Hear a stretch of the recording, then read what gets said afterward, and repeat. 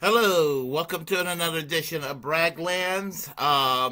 This is episode 38. And we have a substitute host today because Jimmy is taking care of family obligations for Thanksgiving. And I had something to do myself yesterday and last week while there was no show. And also had some audio issues that I believe has been fixed. So, anyway, right now we well,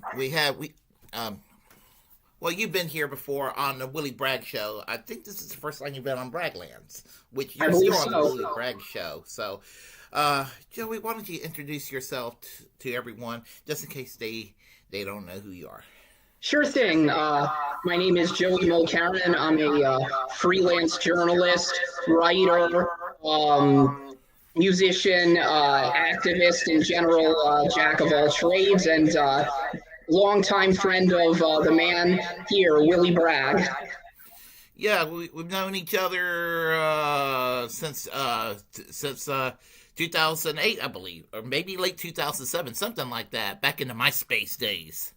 Yeah, Yeah, time flies. yes. And MySpace evolved into everybody doing their thing on Facebook and twittering at this point because I refuse to use the one letter because after all, fuck Elon Musk. And let's see. And now looks like everybody's jumping board and hurting Elon Musk financially where he needs to be punched. Financially speaking, algorithms. I'm not using violent rhetoric. Um, and Blue Skies looks like it's the thing these days. So, are you on Blue Sky yet? I am not actually. One thing that's been on my list though, and I'm going to set one up this Thanksgiving weekend. I wish I had before the show. Now that you mention it.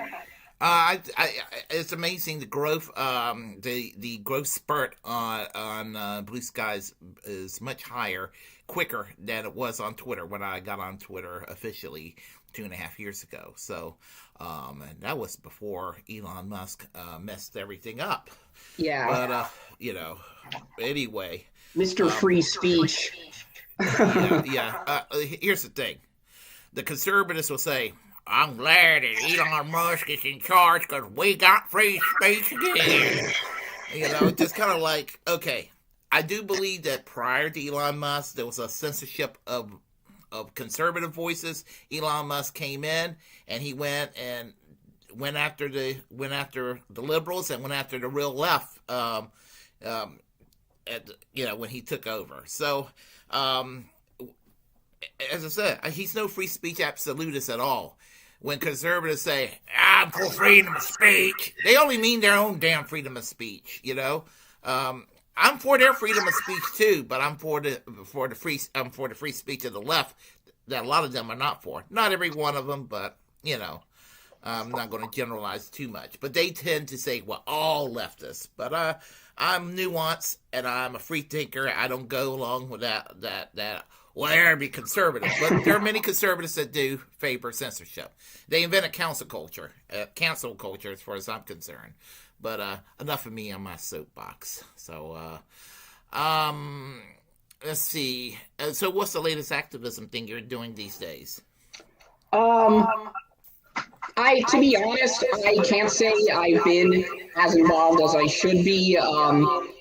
My life has gotten pretty busy, but I definitely am very heavily involved and just sympathetic to the activism for Palestine against Israel's ongoing genocide. I'm very sympathetic um, to, just any cause we're going to have to fight for under a second Trump term because it is terrifying, what that could mean for the left. Particularly the trans community, immigrants, everyone will be harmed by his presidency. Yes, I agree. Apparently you do have an echo now. Even I can hear it on my end that you were wondering about before the show. Somebody mentioned Desert Mantis mentioned it in in the comment section, chat line here. So, you want to go ahead and try to correct the echo, or yeah, like take 5 minutes. Well, I'm trying to think.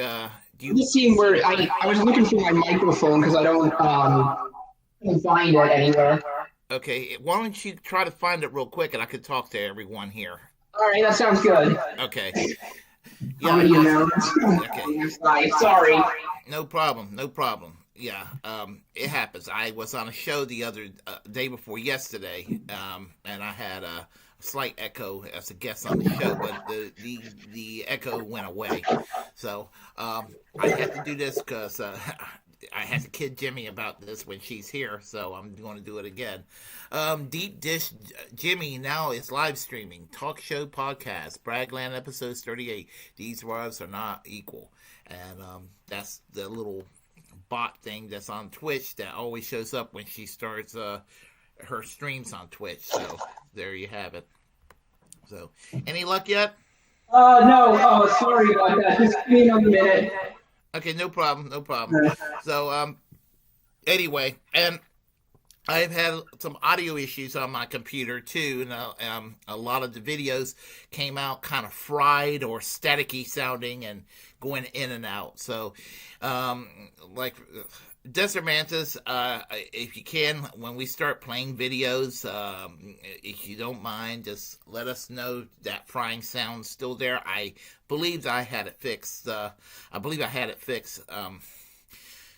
This morning. So hopefully everything will be taken care of and all that. So, all right. Oh, I don't hear an echo. Oh yeah. Oh, well, try it again. Check 1 2 1 2 1 2. You sound okay from my end. I mean, on my end, I hear you loud and clear, but I heard my voice talking a second ago. Let's see if my voice carries over. Perfect. Okay, we're good. We're definitely good. All right. Good. Wow. Sounds better. Okay. All right. Let's see here. Willy is the most interesting MA non of the world. Police often question him just because they find him interesting. Oh, thank you. All right. There is an echo on my end or Joey's end. Yeah, what I saw was that I just needed to. I tried turning insulation on, but that. I tell you what, there's still a little bit of an echo, but we can hear you. There's just a little bit of an echo. But while we're playing the material that we'll be sharing, I'll be sharing here.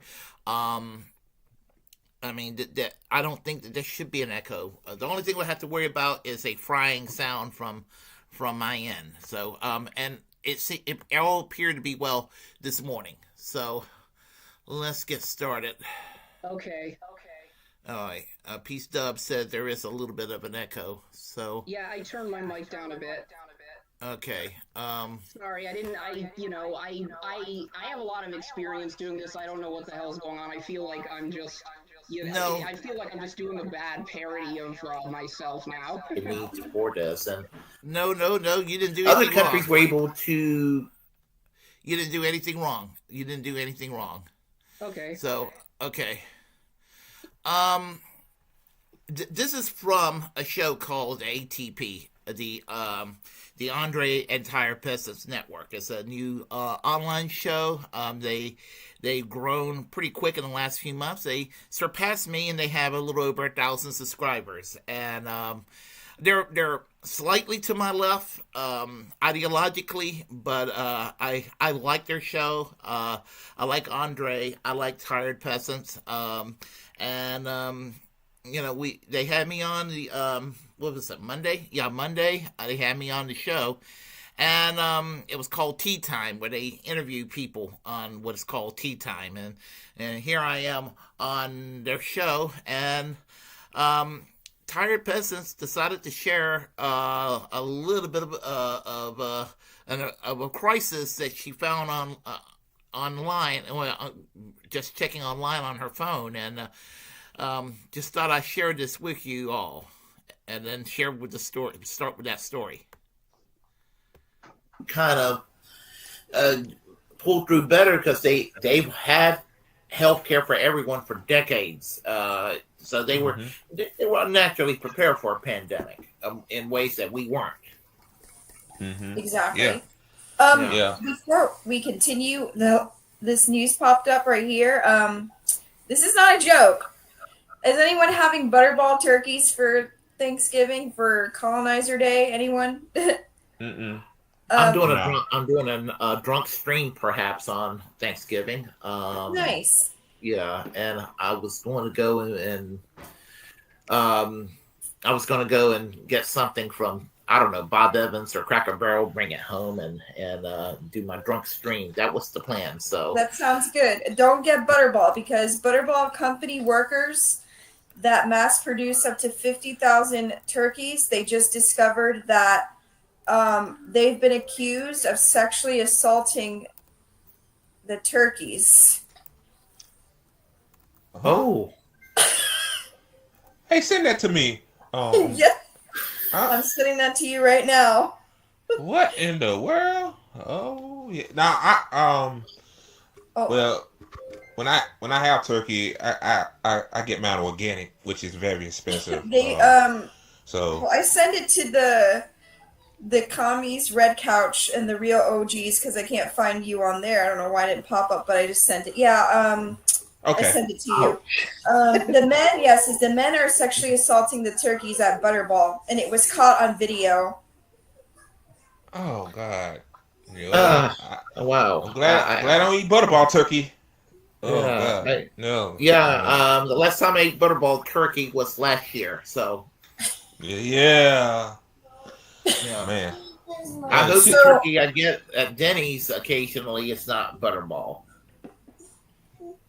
Yeah, men are sexually assaulting the turkeys. Ouch. Yeah. Might have to talk about that on my show tomorrow. Well, yeah. Actually, I might have I do another show called Bragglands, and I co-host that with Jimi Sunderland, and we may have an additional topic to add to the show tomorrow too. Oh yeah.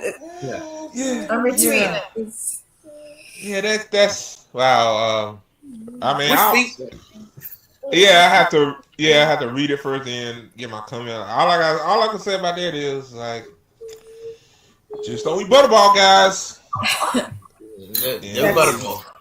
No Butterball turkey. You don't know what you might find. Yeah. Man, yeah. Oh my gosh. Hey. Okay, yeah. So, what do you think about the butterball turkey situation?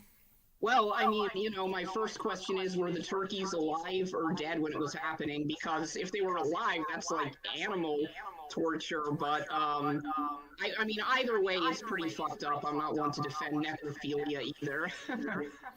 Yeah, I totally agree. Can you turn it just a little bit louder? Because I think I'm having trouble hearing on your end. Yeah, sorry, I was trying to get rid of the echo. Okay. We could put up with a little bit of echo, I think. Okay. Sound good? Yeah, sounds good to me. Okay. So, yeah. It is fucked up. Whether it's animal rape or animal necrophilia, that's way too wrong. Yeah, for real. I mean, the whole, I'm not a vegetarian, but I do have a lot of respect for vegetarians and vegans who have an ethical commitment to not eating meat, because factory farming, the whole meat industry is really fucked up. And, I mean, I personally don't have the stomach for hunting, but honestly, a hunter who just kills a deer and then just uses it to feed their family is probably less unethical than most of the factory farming industry. So it doesn't really surprise me there'd be fucked up shit going on there. Yeah. I don't have the stamina to go, shooting animals, even for even for innocuous reasons like to eat and survive or whatever. I know other people are killing these animals, but professionally and all that. But I just don't have the stamina myself to do this. However, I respect vegetarians and I respect vegan. I just can't, for the life of me. If I was a vegetarian, I could not give up my eggs. I could not give up my milk. I could not give up my cheese or my butter or anything like that. And I don't think that those who are in the mainstream of the vegetarian movement that will eat, butter, milk, butter, dairy, that sort of thing. I don't think that, or eggs or what have you. I don't think that they're doing anything per se wrong. I mean, but I just think that maybe, and those who can do the vegan, they have my admiration. I just don't think I could do it. Probably the only good thing about it is I would lose some weight. Because I would be severely limited to what I can eat. Yeah, I mean, I was briefly a vegetarian, but I was a very unhealthy vegetarian because I was essentially a vegetarian that didn't eat vegetables. I lived in New York and I would just live off pizza slices and bagels for a while, and eventually I just realized that was not very sustainable. But like, I used to joke I was basically on a gluten-only diet between that and beer. Yeah, I could not. And that's a great way to get type 2 diabetes pretty early too. True. Yeah, so one has to be careful and everything. I have never been officially a vegetarian, but I do. When I was in college, just to impress the girls in the art department, I would try to be a vegetarian for a while. And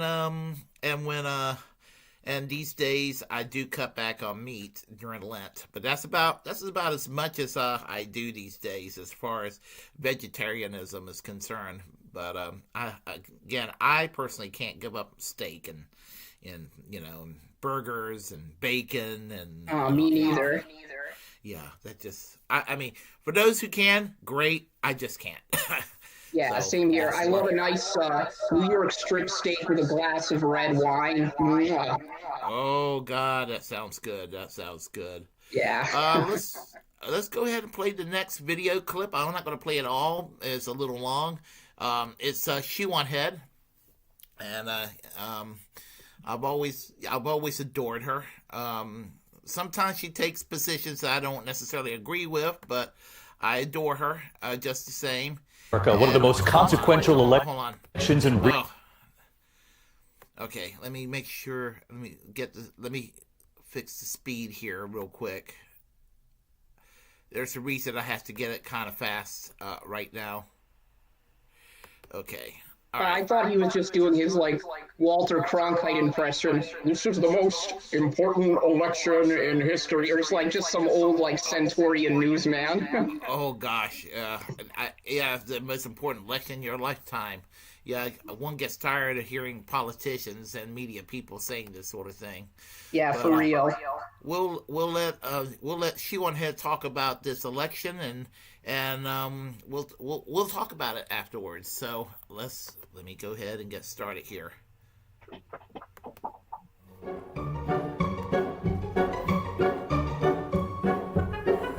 Election night in America, one of the most consequential elections in recent history. Donald Trump has won the presidential election in Kentucky, Florida, Alabama, Tennessee, and Oklahoma. Missouri will go to Donald Trump. It's clear now that Donald Trump has picked up key support among Hispanic voters, despite all the things that he said. Donald Trump will win the state of North Carolina. That the state of Georgia will go to former President Donald Trump. The evening was getting increasingly somber as people realize what this map is looking like. CNN projects that Donald Trump will win the great Commonwealth of Pennsylvania. Kamala Harris is not winning. So you won't hear from the vice president tonight? News Decision Desk can now officially project that Donald Trump will become the 47th president of the United States. Do you really think that the Democratic Party is fighting for you? The overwhelming answer is no. Yep. And Bernie Sanders seems to be making a little bit of noise lately, but we'll talk about that in a little bit. So we'll listen to what Shoe on Head has to say about this election here.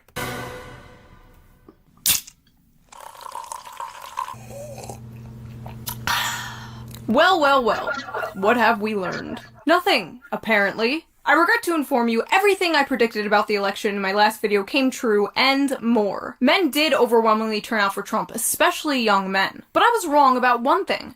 Young men weren't the only ones who came out in droves for Trump. Nearly everyone did. The madman took everything, every swing state, Pennsylvania, Georgia, my home state, New York, was closer to flipping red than Florida was to flipping blue. Turns out Dick Cheney as brat wasn't the best message to win over voters. Dems did so bad it really had me thinking, damn, did we steal that election? So what happened here? How did it go so wrong? Is it too late for the Democratic Party, or can they turn this around? Will the Democrats learn from this, or will they double down and get worse? In this video, I'm going to go through all the excuses and the copes the Democrats and the broader left are coming up with to avoid accountability. Read some silly tweets, watch some silly news clips, and even give the Democratic Party some advice on how to win 2028. Don't worry, Republicans watching this. They won't listen. Maybe in 2050, under the barren Trump monarchy, someone might come to their senses, but not anytime soon. If you only watched or read most mainstream liberal news, it really seemed like Kamala had this in the bag, which is why you should try to get your news from a variety of different sources. Oh, that reminds me. Before we dive into this election dissection, let's give a quick shout out to today's sponsor, a sponsor I've been working with for over 4 years now, Ground News. That's a little commercial there. Maniac launches unprovoked after allegedly a stabbing spree in Manhattan that left 2 dead and 1 injured. This left-wing outlet says, man arrested after alleged stabbing spree in Manhattan that left 2 dead, 1 injured. This right-wing outlet says, 2 dead, 1 critically injured in Manhattan as knife-wielding maniac launches unprovoked stabbing spree. I have been using Ground News since 2021 and I am just obsessed with this app. It is a great and easy way to stay informed, plus it really helps me see how both sides frame the same story so differently. Best of all, for Black Friday I am offering 50% off their Vantage plan, which is the plan I use to access all their amazing features. This is their biggest discount of the year, so go to ground.news/shoe, use the QR code here on the screen, or use the link in the video description down below and subscribe today for only $4.16 repeating per month. I personally think what they're doing is very important because it helps approach the news in a more balanced and transparent way, and I feel like we really need that nowadays. So thank you, Ground News, for sponsoring this video, and thank you, the viewer, for not skipping the ad. Right? And now let's get back to this election dissection, shall we? There's no point in saying good morning, because it certainly is not one. From blaming the American people to blaming Joe Rogan, the Democrats and the media are having a hard time coping with their loss, and I don't blame them. It was a pretty big loss. Embarrassing, quite frankly. Donald Trump overperformed in nearly every state, with basically every demographic, and the entire country seems to be shifting more red. Everyone was so sure dangerous, devious, dastardly Donald would never make his way back into the White House to steal democracy. And he did it.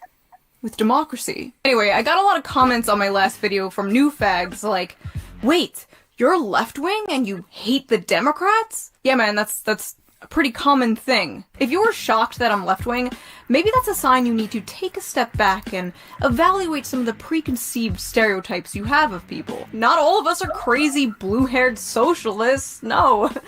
Some of us are crazy brown-haired socialists.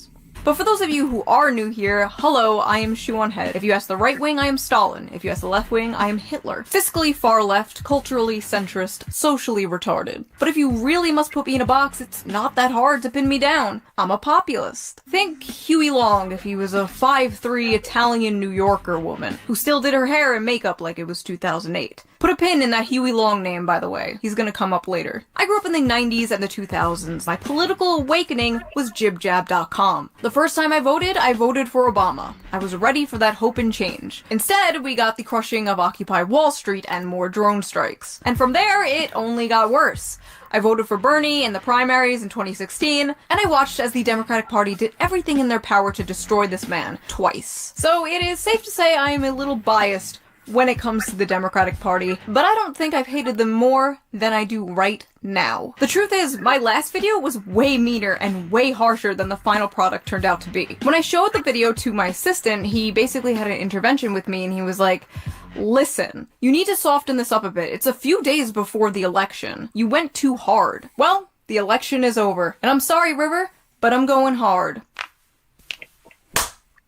You idiots. You morons. You imbeciles. Kamala Harris? Really? That's who you threw up there? The one who dropped out before Iowa? The one who got blown the f*** out by Tulsi Gabbard? Why didn't you hold a primary? Aren't you the f***ing saviors of democracy? Where the f*** was the democracy? Oh, big congratulations to Tim Walz on being the first white male DEI hire. It didn't f***ing work. The DNC completely neutered that guy, reduced him to this weird token white man. Hello, fellow men, I too play football. But hey, men weren't the only demographic you completely dropped the ball with. Trump made incredible gains with women, too. Oh, and all those never-Trumpers you tried to court, the people who like the old, respectable GOP. You know, the old, respectable GOP that led us into a pointless war that cost us trillions of dollars and millions of lives. But we're at least nice on Twitter. That GOP. Yeah, they didn't come out and vote for your ass either. So you got Liz Cheney to tag along for what? For f***ing what? You raised $1 billion and ended up $20 million in debt? Where the hell did all that money go? Maybe you should have blown it all on celebrity appearances that did nothing. Or maybe it was spending 6 figures on a single-use set for the Call Her Daddy podcast that didn't even hit 1 million views. I want to see a full audit of this campaign, because I wouldn't be surprised if this was all like a big money laundering scheme, because honestly, that makes more sense than this being a legitimate presidential campaign. Then, they had the audacity to beg their supporters for money after she lost. How about you? How about every DNC consultant should have this map sewn onto the inside of their eyelids? May they never have a peaceful wink of sleep for the rest of their miserable lives. So that is how I feel about the whole situation. How do you feel about the situation? I mostly agree, I think, you know. I mean, I think that the Democrats cynically pandered to moderate Republicans, which is a constituency that barely even exists, and to the extent that they do exist, they're concentrated in wealthy suburbs in solid blue states and a few in solid red states. I mean, I think the Harris campaign, the first month out of the gate, was actually pretty solid. You know, I was excited about the Tim Walz VP pick, and I thought that he was actually going to break with Biden. And, you know, I thought the attack they ran out against Republicans, that people like Jimi Vance are just weird. I thought that was brilliant. But then, you know, after the convention, I almost felt like, you know, a battered wife that was told, you know, this time it'll be different. Because right after the convention, they started cynically pandering to moderate Republicans. They started campaigning with Liz Cheney, and you know, even at the convention, Harris spent all of her time highlighting cops and just pointing out how she was just as bad on immigration as Trump. I mean, basically just as harsh. And you know, it turns out that if you run a Republican white campaign and you call the Republicans fascist, yet adopt all of their, you know, fascist policies just with a smile on your face, that's going to, you know, make people vote for the real thing. Yeah, when it comes to this election, and let's see, somebody's saying turn the computer mic off. Do you have the computer mic off? Oh, that was the issue. Yeah, hang on a sec. How about now? There's a mute. You're muted. Let's see.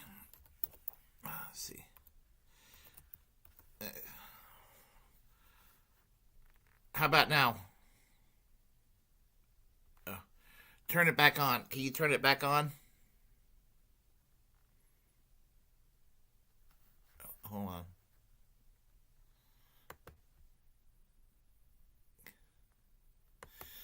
Hold on a second here. Let me put it on private chat in the meantime. Turn on mic. There we go. All right.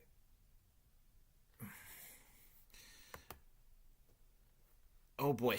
Okay. Let me let him know what's going on here. Hopefully hold on a second here. We'll sort this out.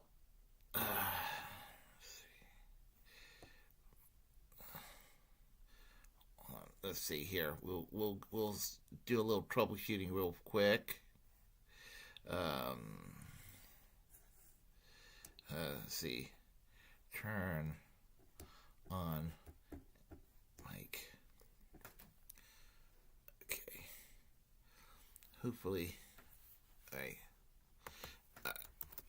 I'm gonna turn on mic. I'm sorry, folks. We'll get this. We're trying to fix this thing here. Okay, let me try this again. Oh, okay. Okay. All right. I gotcha. Okay, private chat. Sign. Okay. Let's see. Hopefully. Thanks, Warren.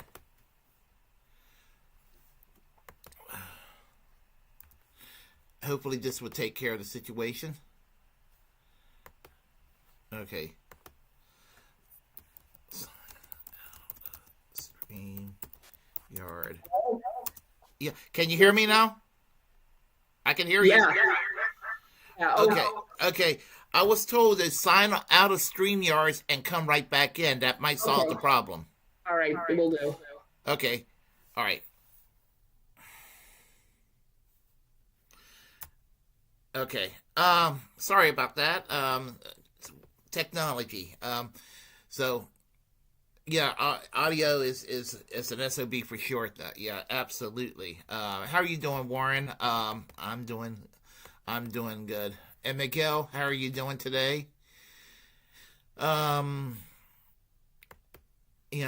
we're trying to work on that animals. We are. I don't know. I mean, I'm having better situation with the audio, but still running across some issues here. So hopefully Joey will be back very, very soon.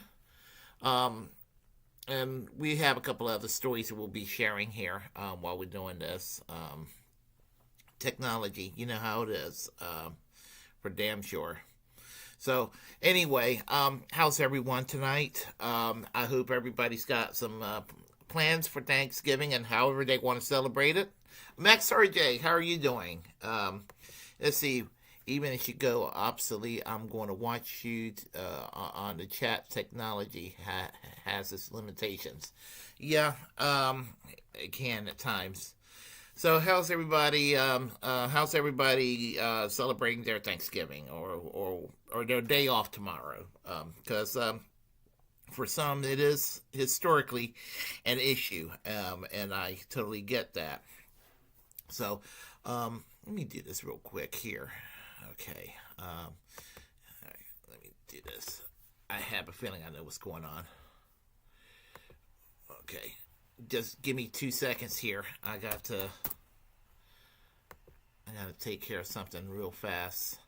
Warren, thank you for the advice on the situation here with the audio. The videos apparently are running well. So let me see. We'll do this here. Hopefully the message will be received. Come on. Okay. All right. Oh, wait a minute. Never mind. Okay, how's the audio now?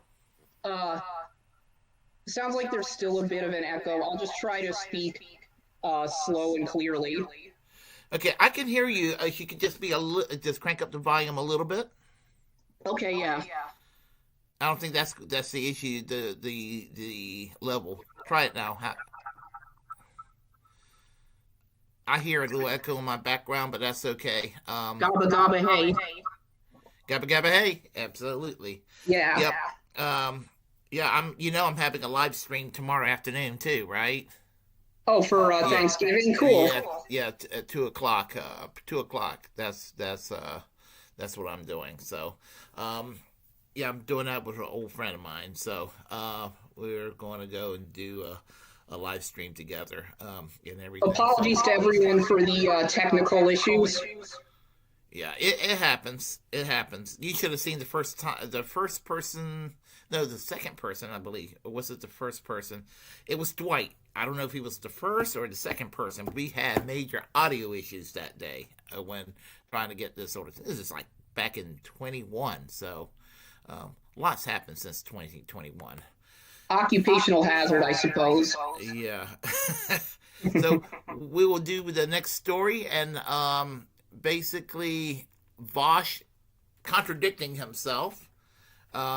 He's basically telling the Amazing Atheist and Paul and TJ's brother Scotty how full of shit they were prior to the election, and now he's sort of having buyer's remorse on his rhetoric about what he thought prior to the election. So we'll go ahead and play it. We'll play it and comment on it. Online, zero grass touching media bubble onion. This is straight up online, zero grass touching media bubble onion nuggets. Do we need to force the turkey meme if it doesn't land on the goddamn turkeys? It lands on the other black one. It is so politics. Wait.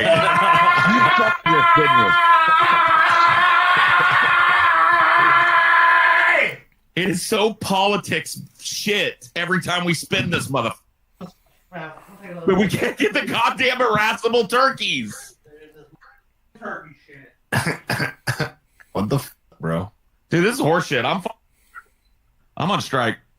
Paul's striking. Damn, bro. Scotty left. Paul left. I'm the only one here, man. Irascible. Maybe Vosh is the real irascible turkey. You ever think of that? Chat, vote for no politics. Definitely. The wheel has spoken, man. Just do the rat now. The wheel must be what's the point of the wheel if we just defy the wheel? The wheel must be obeyed. The wheel must be obeyed. I saw this as well, and this tweet is like the tweet here is making fun of it, not like showcasing it in an affirmative or positive sense. But breaking news: President Biden signs bill forcibly breaks up the strike of Mr. Paul Parkey. I commented on this. I said, why is it that there are so many like tender queer organizing pamphlets that look like they were drawn for and by 5-year-olds? Okay, can we pause? What the fuck is a tender queer? I don't know. It's the first time I've heard the term. I've heard it thrown around, but only in his community or like Destiny's community or whatever. All right, I'm looking it up. Somebody tell me what the fuck a tender queer is. I'm looking it up. Tender queer.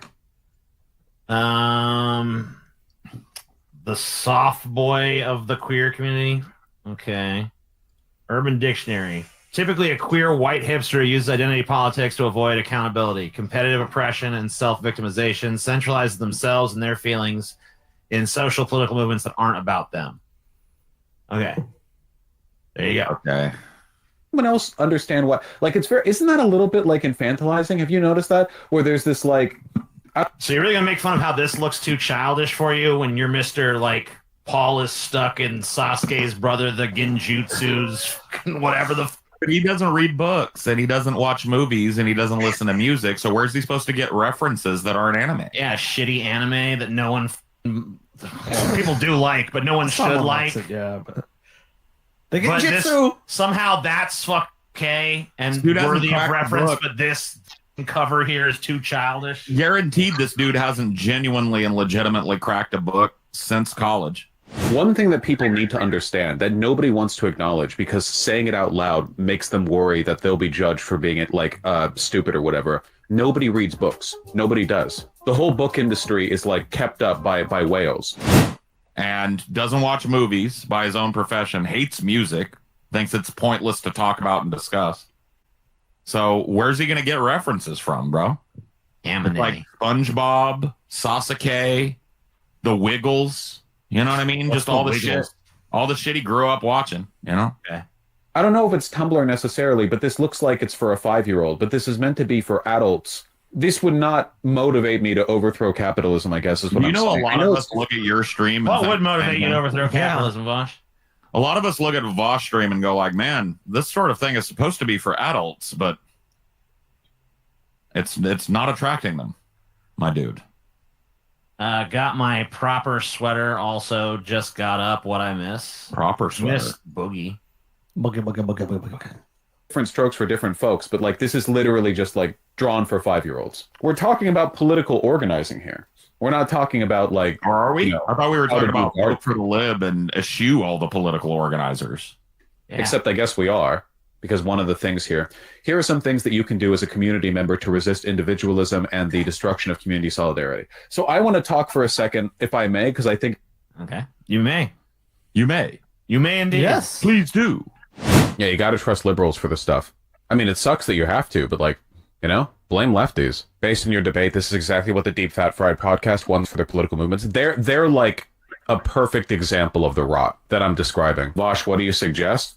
What I said, work with liberals. Meet them. Your function is to subscribe and become a Pessimist Productions patron. Enjoy live streams of Onion Nuggets every week, new Deep Fat Fried episodes every Saturday, and other shows such as Abandon Hope, Hydology, You're Wrong, Fighting Boys, and more. Click the link Meet thing. Submit your flesh to my will. Let's see what we got here. Here's some things you can do as a community member to resist individualism, which I don't really want to. I like some individualism. And the destruction of community solidarity. Okay. Well, not really my goals, but whatever. Create a local group where you can share ideas and create support for people who need help. Okay. Mutual aid, fundraisers, stitching bitch. I don't know what that is. I'm assuming that's like sewing circle shit, maybe. Probably. Yeah. Radical reading club, radical art, radical zines, radical theater. Make some radical shit. Yeah.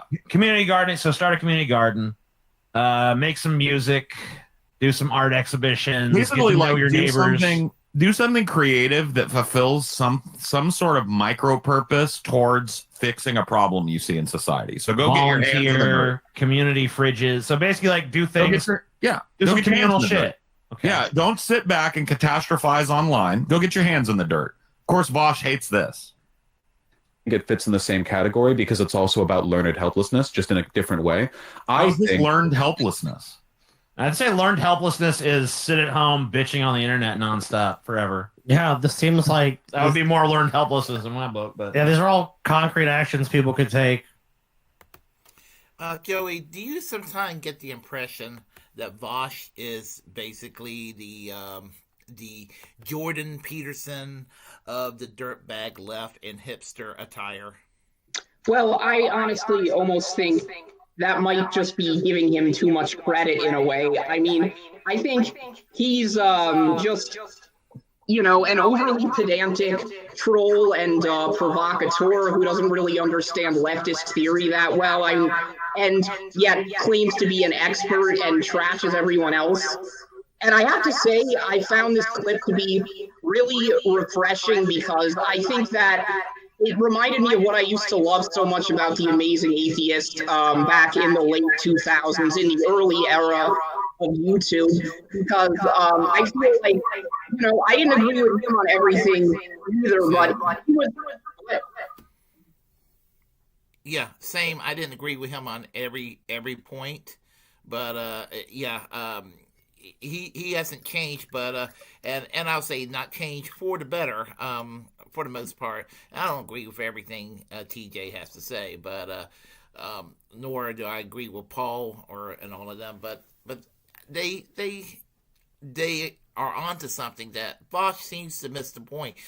I don't think that Vosh is paid by the FBI or the CIA to infiltrate BreadTube. I just think that Vosh is he's a shit lib that fallen in love with the aesthetics of being on the quote unquote far left, but he just comes across as a Democrat, just a Democrat's Democrat. That's what to me he comes across as. Sorry, did you have anything to add? No, that's it. That's what.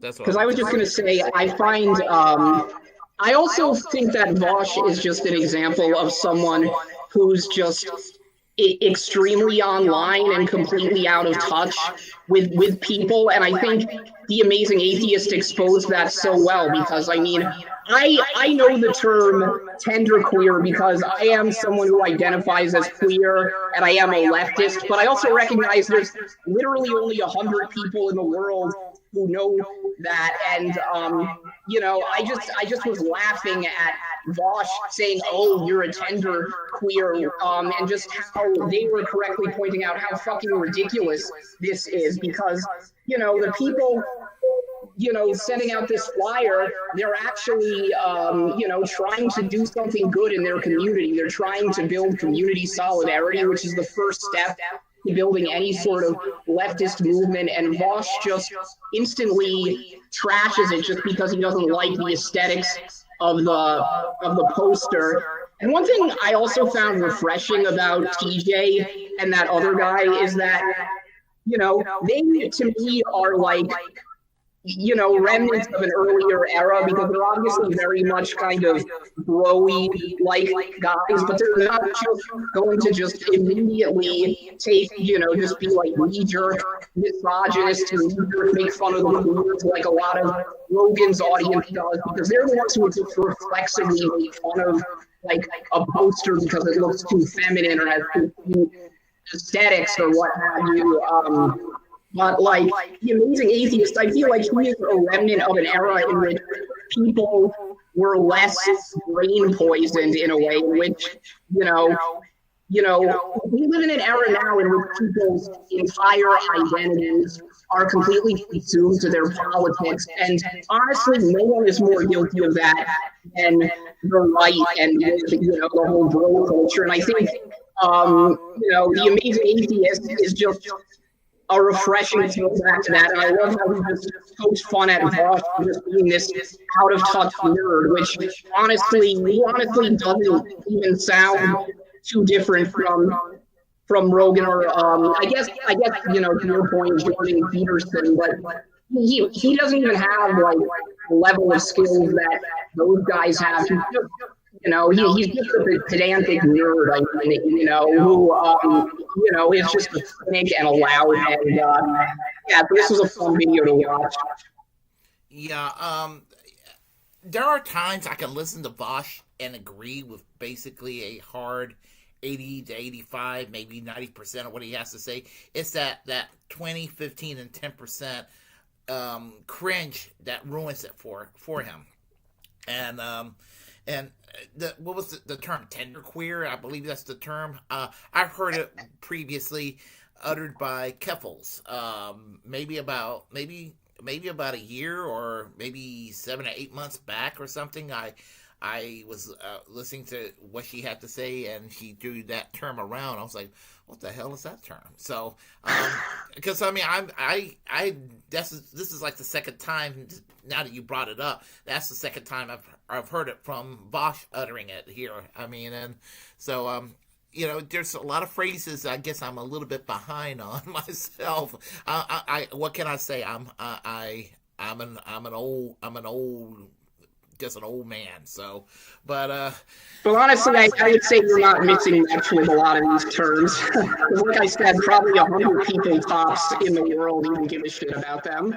Yeah, sometimes some things can get so obscure and that it's beyond me and all that. So, but yeah, with Vosh, the Vosh, anytime somebody wants to do something provocative to strategy wise or to go and to be a wrecking ball to the system in the way that it needs to be, he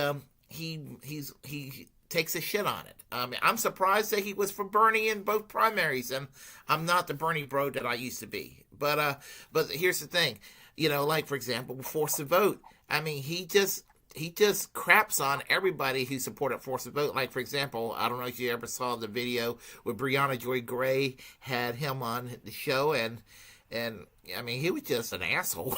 He was just, you know, of course, I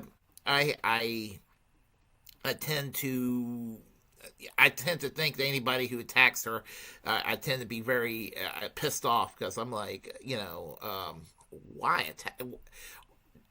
People take exception into going in, and people go out of their way to attack Brianna Joy Gray, and it just drives me crazy when they do. So, but that's beside the point here. But Vosh, I mean, he's in his little online ivory tower, and he can't relate to the real world. I mean, and that's basically what I'm saying. So, see how much of this there is in here.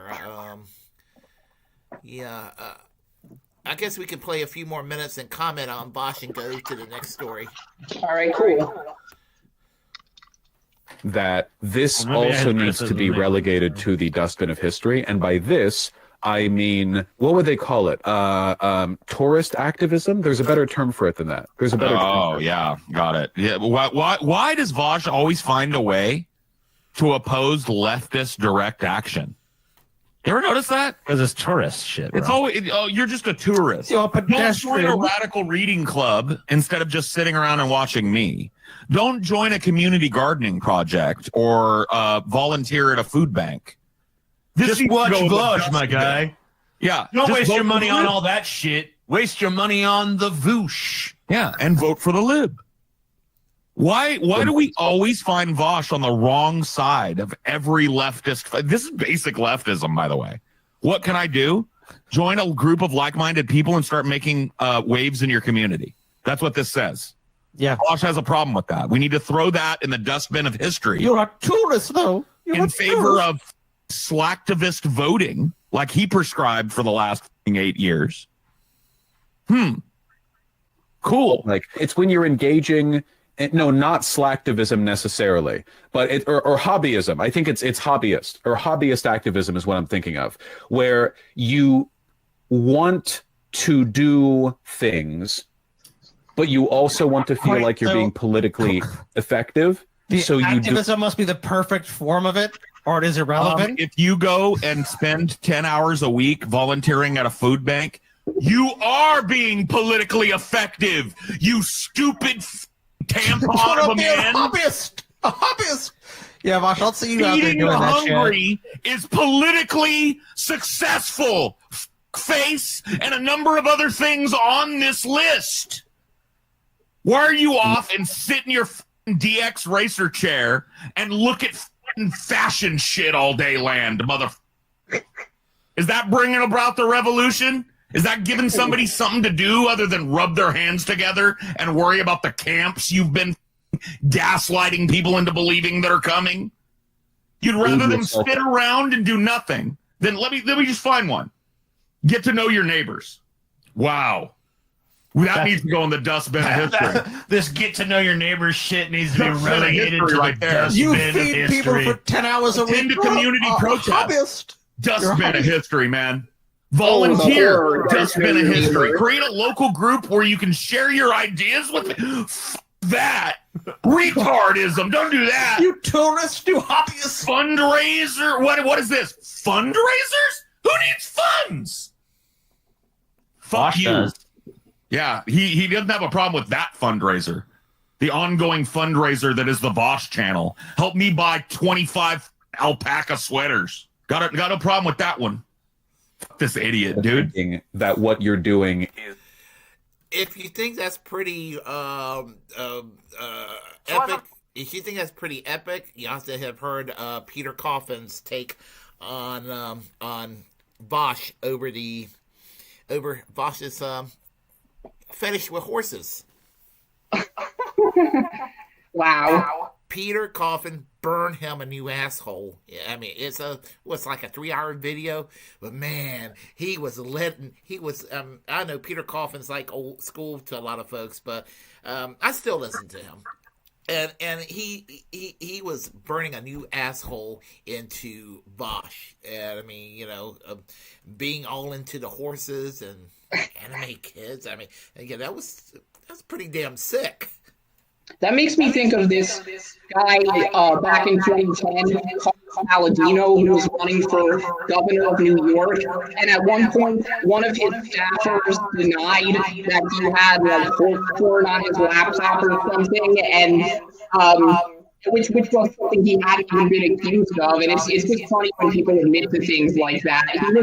He was a clown. He was kind of a bad Trump knockoff from Buffalo. I remember him. I remember that guy. He was a fucking asshole. I remember him. Yeah. Nutcase. I actually think he was I think he was more like a Ron DeSantis before there was a Ron DeSantis, but not as dapper looking. I think that probably would describe him a little more accurately, what have you. He didn't have the comedy that dumbasses like Trump provides. I mean, whatever we may think of Trump, there is a level of comedy that someone like a Ron DeSantis and Palladino, that was his name in New York. Carl Palladino. Yeah, I almost forgot about that motherfucker. I remember seeing him. I was just like, oh gosh, this guy, you know? Yeah, absolutely. So, yeah, and as I said, I tried being open-minded about Vosh, and I just can't. I can't take him seriously ever. I mean, about the only time I would cheerlead Vosh, I've cheerleaded Vosh twice I can think of. One, his Twitter battle with J.K. Rowling. I'm definitely on Vosh's side there. And I cheerlead Vosh when he and Anna Kasparian were going at it. I always refer to her as a birthing person. And she's hit it down in Dave Rubin's lane, it sounds like these days. So I'm definitely not feeling guilty about talking smack about Anna Kasparian now. Yeah, I would say, if anything, she owes Dave Rubin an apology because she's basically following in his footsteps, you know. I mean, in 2028, they're probably going to be sharing a box at the Republican National Convention and just friends again, both on the far right. I've actually joked about this because we definitely know where Dave Rubin is now. There's still debate about Jimmy Dore, but Jimmy Dore is a leftist compared to Dave Rubin in many ways still. Is she going to go make nice with Jimmy Dore now after all these years of those two clashing? Yeah, who knows? Yeah. I mean, really, I think the best things to ever come out of the Young Turks are people like Kyle Kalinske and Benny Carolla and, of course, Hassan Hiker. But everyone else, I feel like that's a network that just inspires people to develop brainworms and just go in completely idiotic directions. And I mean, honestly, maybe we shouldn't even be surprised. I mean, fucking Cenk Uygur literally named it after, the genocidal group in Turkey. And then he picked an Armenian as his co-host. I mean, that's the thing about Anna Kasparian. She was literally a DEI hire. Well, the Armenian church says that she's not allowed to partake in mass until she leaves the Young Turks. They're definitely pissed with her. Yeah, that's understandable. It's like, imagine if there was a German podcast called Das Brown Shirts, and you had like a former Holocaust denier and a Jewish co-host. That's basically what the Young Turks is. Yeah. The analogy is there. Is definitely there, and all of that. Yeah, and the Young Turks certainly have gone downhill for many years.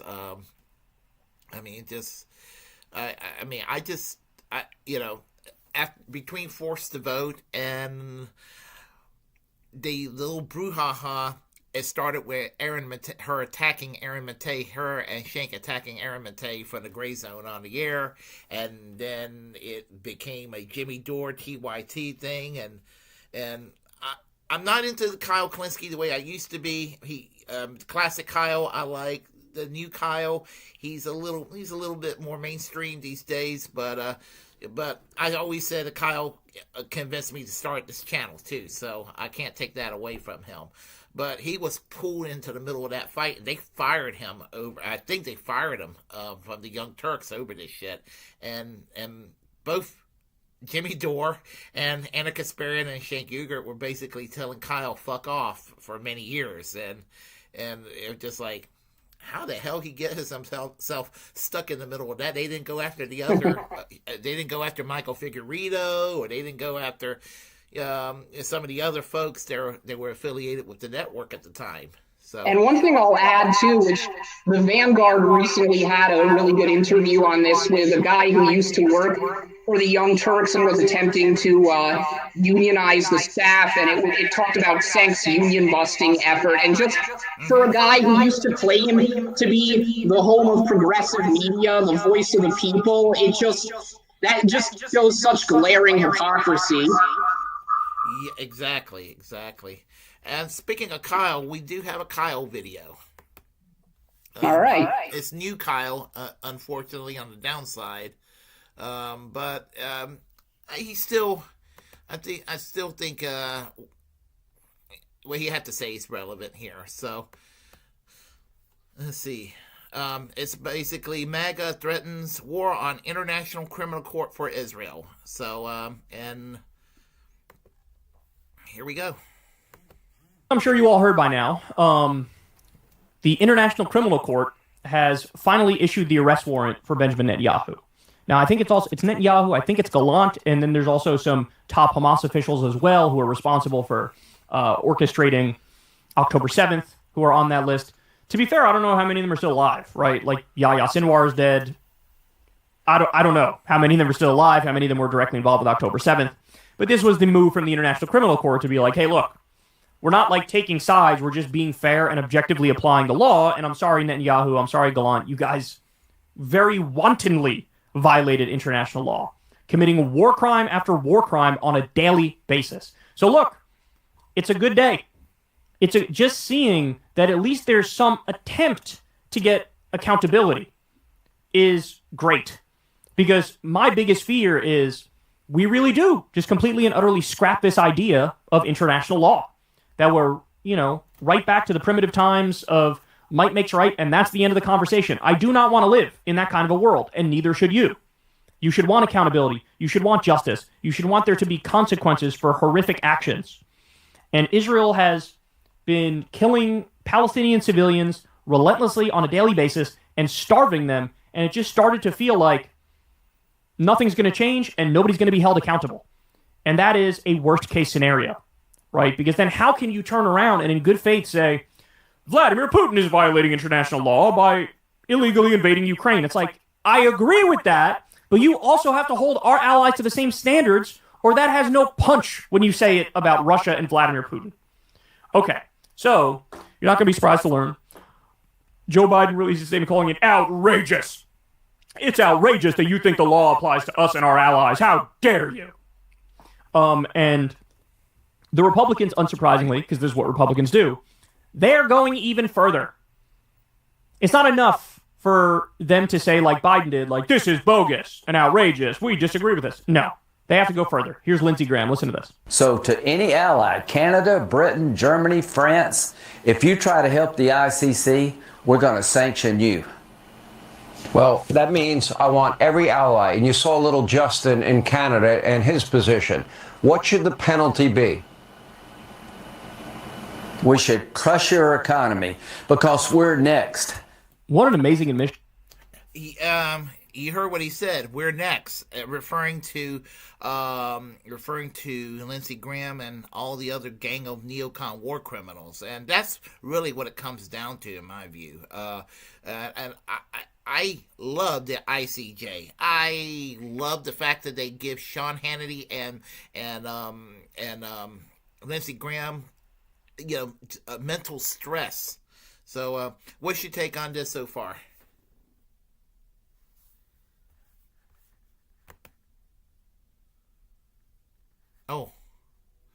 Oh, you're muted. Hold on.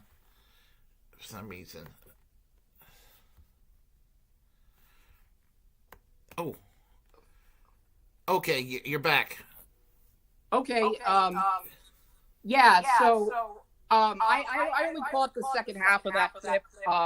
Sorry, my laptop crashed, but I would say that, yeah, I fully support the International Court of Criminal Justice, and ideally Netanyahu would spend the rest of his life in a padded room. Fuck Lindsey Graham. I think, this shows me the stunning hypocrisy of how Trump was able to spin the idea that he was somehow anti-war, which is laughable, and it's always been laughable. I mean, you know, obviously Kamala's embrace of Liz Cheney was terrible, but Trump is no better, and if anything, is worse. And I think the whole Republican Party is, and and Lindsey Graham, you know, anything he says, I tend to think is a lie. So, including end and as Willy and Herman once said. So, but I support the ICJ. Yeah, I absolutely support the ICJ, and the very idea of wanting to crush the economy of your allies, whether it's Canada or whether it's Luxembourg or what have you, that may take a more enlightened view instead of the knuckle dragging view that's typical of the United States foreign policy, and the knuckle dragging view of Israel under Netanyahu. And a former friend of ours, will not mention his name, and who blocked me recently. He said he unblocked me. Basically made reference to Israeli quote unquote airstrikes at the ICJ, and I told him, how Myro berets of him. Anyway, the very fact that people, the people who claim to be the people who are strong supporters of Israel, they claim that they do this because some of them, they love that whole concept of the West. What Israel's doing to the Palestinians, it runs against all Western values. To me, there's nothing more anti-Western than what Netanyahu is doing against the Palestinians in Gaza. So fuck Lindsey Graham, fuck Sean Hannity, and fuck Benjamin Netanyahu. And I will say it again. Yeah, I agree. One thing I will say, though, is that, I think Enlightenment values have always been this abstract standard in the West, but you could also argue that Israel is just an extension of every horrible idea that came out of the West as well, like colonialism, ethno-nationalism, just, the subjugation of people of color, in this case, by white European Jews instead of white European Christians, which was the historic norm. I watched an interesting documentary about Iraqi Jews a couple years ago, and some of them talked about how Israel was responsible for stirring up anti-Semitism in Iraq, and then so many of them got pogromed. And when they went to Israel, they said they felt they had more in common culturally with the Muslims, with the Arabs that lived there, than with the Jews. They thought the European Jews were actually European Christians. So yeah, you could say Israel is a repudiation of some of the professed ideals of the West, but it's also a manifestation of some of the West, however we define that's worst tendencies. Yeah, I totally agree. And what happened to the Jewish people during the Holocaust, without question, was a horrible thing. But building a country on top of an existing society and actually stealing that society from them is not the way to repair an injustice that happened in Central Europe in the 1930s and 40s. There was going to be given land. I've always thought, especially in the last few years, that East Prussia, that is now northern Poland, that used to be part of Germany, you wanted to make that homeland, that would have been fine over there in East Prussia. That's now northern Poland. But on top of a society that did not have anything to do with what Hitler was doing against, the Jewish people, absolutely, just, the whole concept was a mistake, as it turned out, And, yeah, I completely agree. And one thing I will add too is that as someone who is Jewish, I would say that I think Israel's entire conception of Judaism is fake.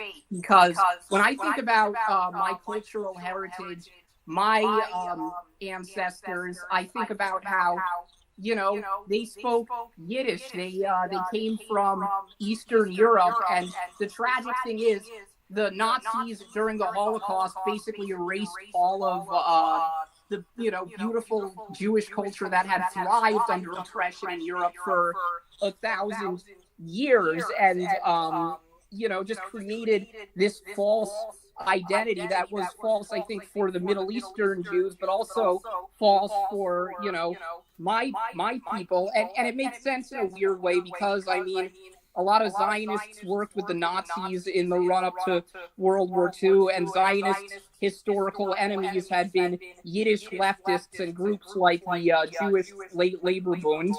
Yeah, the Jewish Labor Bund, an organization that people don't know too much about. A little historical fact tidbit here. You know that was with the Socialist Party USA. So in the early 1960s, the Socialist Party and the Jewish Labor Bund entered negotiations for a merger back then. And the merger didn't take place because the big issue was Israel. The Socialist Party, just like the Communist Party, just like a lot of people on the left decades ago, were Zionists and pro-Israel.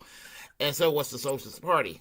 The Jewish Labor Bund from day one were anti-Zionist, and they wanted veto rights over the official SP stance on, at that time, over on the question of Israel, and that was just a no-go in the Socialist Party back then.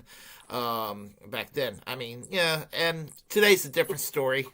The Socialist Party, they fractured into 3 or 4 different organizations,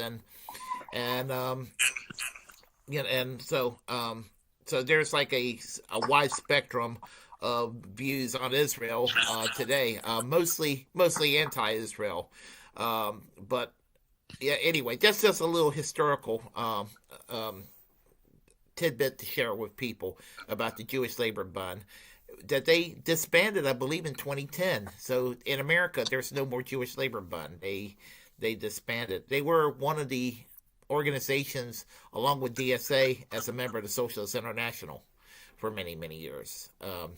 Wow, that's really interesting, and I actually didn't even know that bit of history, but that is something I want to do more research into, because I think that really just disproves the Zionist claim that they just have, they represent all the world's Jews and they have a monopoly on political Judaism, which, in and of itself is a fucking anti-Semitic claim, that they claim to act in our name, and they want to pretend that Jewish anti-Zionism didn't exist. And I think that speaks to it more powerfully than anything. The idea that it was the Jewish left that was in, at least that faction of the Jewish left that was more radically anti-Zionist, than probably a lot of genteel leftists were at the time. And, it makes perfect sense, really, because Zionists, the same reason they draw a lot of support from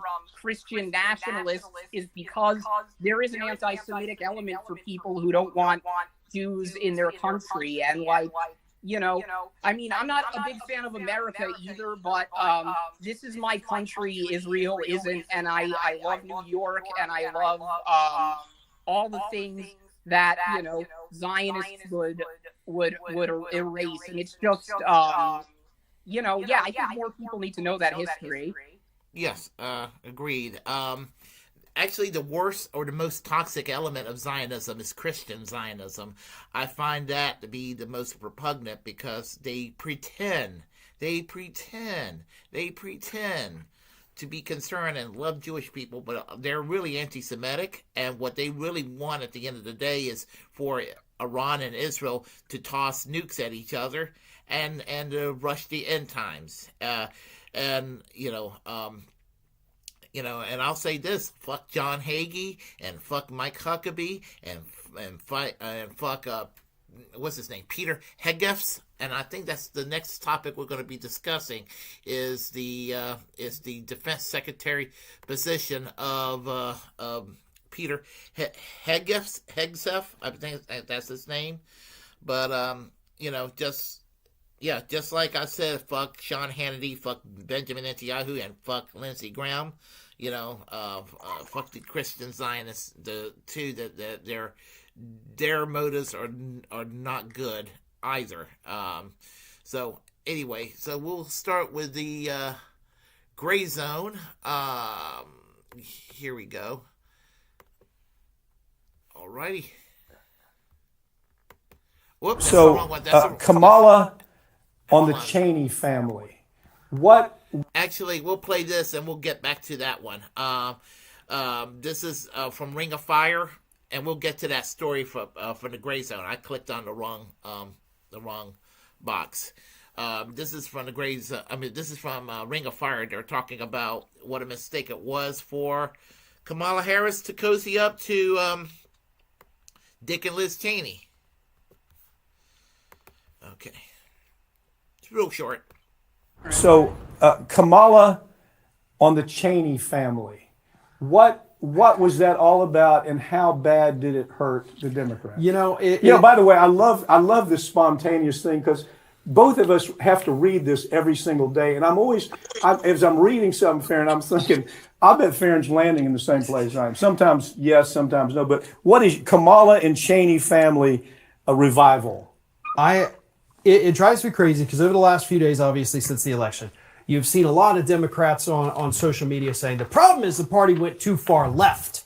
They embraced the Bernie Sanders stuff. First of all, no, they didn't. They didn't embrace anything of Bernie. Second of all, how can you say that a party that is campaigning on stage with Liz Cheney, touting the endorsement of torture memo Alberto Gonzalez, they went too far left?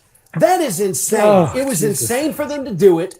You could have said, "Hey, listen, I'm glad you're going to vote for me. Don't ever talk to me. Don't show up near me. Don't talk to me." It's like when David Duke always endorses the Republican, and they usually say, "Thank you, bye." Dave. But, okay, they didn't do that with right, and I put them on the same level. This is the family whose name is associated with the murder, the killing of 1 million people. Based on a lie, on a complete, utter lie about weapons of mass destruction, who was created by Dick Cheney, who, oh, by the way, little girl Cheney, said, "Daddy, you're such a hero. Wonderful move." This woman is nothing less than a war pimp. That's all she is. And Democrats were sitting there waiting and for some reason hoping George W. Bush was going to come out and endorse Harris. They were almost disappointed that he didn't do it. I know. I don't know how you come back from that. You do not embrace the same people that you were marching in the streets, calling war criminals, calling for them to be tried at The Hague, which these Democrats were doing because we covered it. Yep. We agreed with them. And then now they're saying, "Oh, no. These are our friends. These are the good Cheneys." Yeah.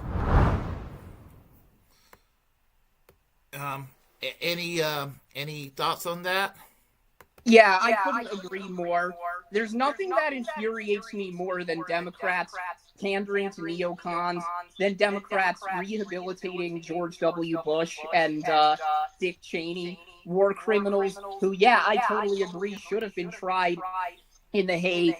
And what also I find mind-boggling is just how, throughout the Trump era, Democrats would rehabilitate all these neocons that voted for Bush and McCain and Romney, talk about how Trump was a disgrace to conservatism.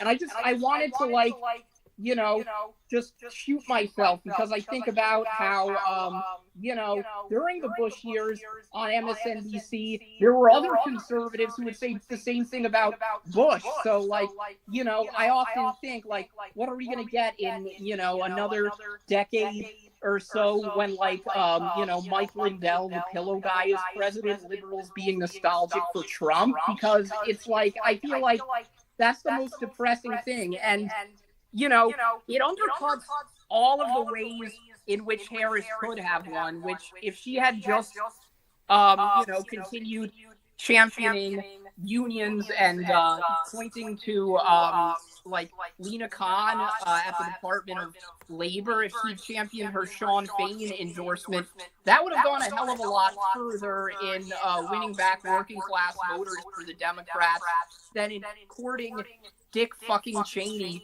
who everyone hates. And, you know, I honestly feel like she was just running as if she wanted to lose, you know, because, yeah, like people, I'll add one thing. I think people have this impression, have just become a socially liberal version of what the Republicans used to be. And I don't think that's quite true, because I think Democrats have actually gotten better on some economic issues, like on labor issues. But I understand why that perception exists, because when you spend all your time, you know, championing people like Liz and Dick Cheney, people who don't even care about the issues that liberals claim to care about. I mean, Liz Cheney is also extremely anti-choice. It undercuts any claim Democrats have that they've gotten better or more progressive in any other area. You know, it's you know, I just thought of what you just said reminded me of a video that I like about I hate Liz Cheney, but it's about Liz Cheney, and I don't know if you've ever seen it before, but it just occurred to me. It just occurred to me to share it with you. Have you ever heard of a content creator by the name of Turncoat Don? It rings a bell, but I don't think I've ever seen his stuff. Yeah, nobody knows who the hell he is in real life, but he makes a lot of political satire. Takes videos and you know, it kind of makes fun of the inconsistency. You know that people who are supposed to be on our sides, but they're not. They're becoming the very people that they would criticize years ago. And if I could find it, I would love to share this and get your take on it. Let's see if I can find it real quick. Right there. Okay. All right. Let me go ahead and get this here. The audience know who Turncoat. A lot of people know who Turncoat Don is in this audience. So it's called Wonder Woman. So I'll play it right there here for you. All right.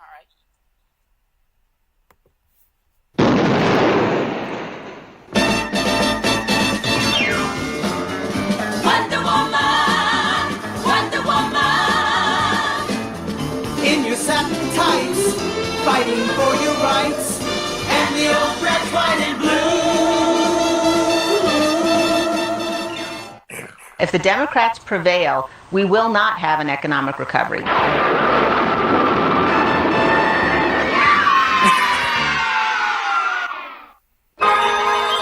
You and I know the damage Barack Obama has done to our beloved state and nation.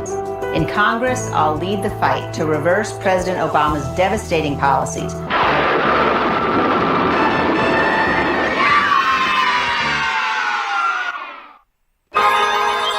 Bernie Sanders, AOC, Joe Biden, they are advocating the quicksand of socialism. They will absolutely sink and devastate this nation.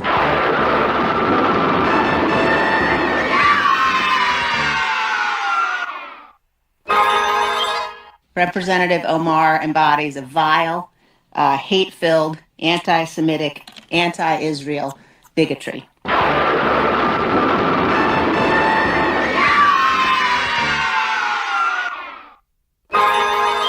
I am strongly pro-life, and I am not pro-gay marriage, said Cheney Friday. I do believe in the traditional definition of marriage.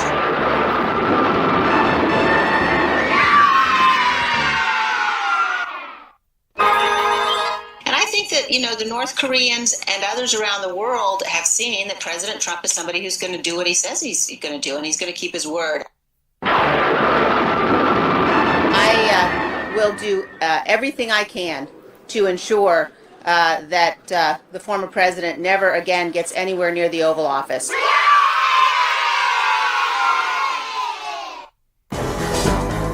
Wonder Woman,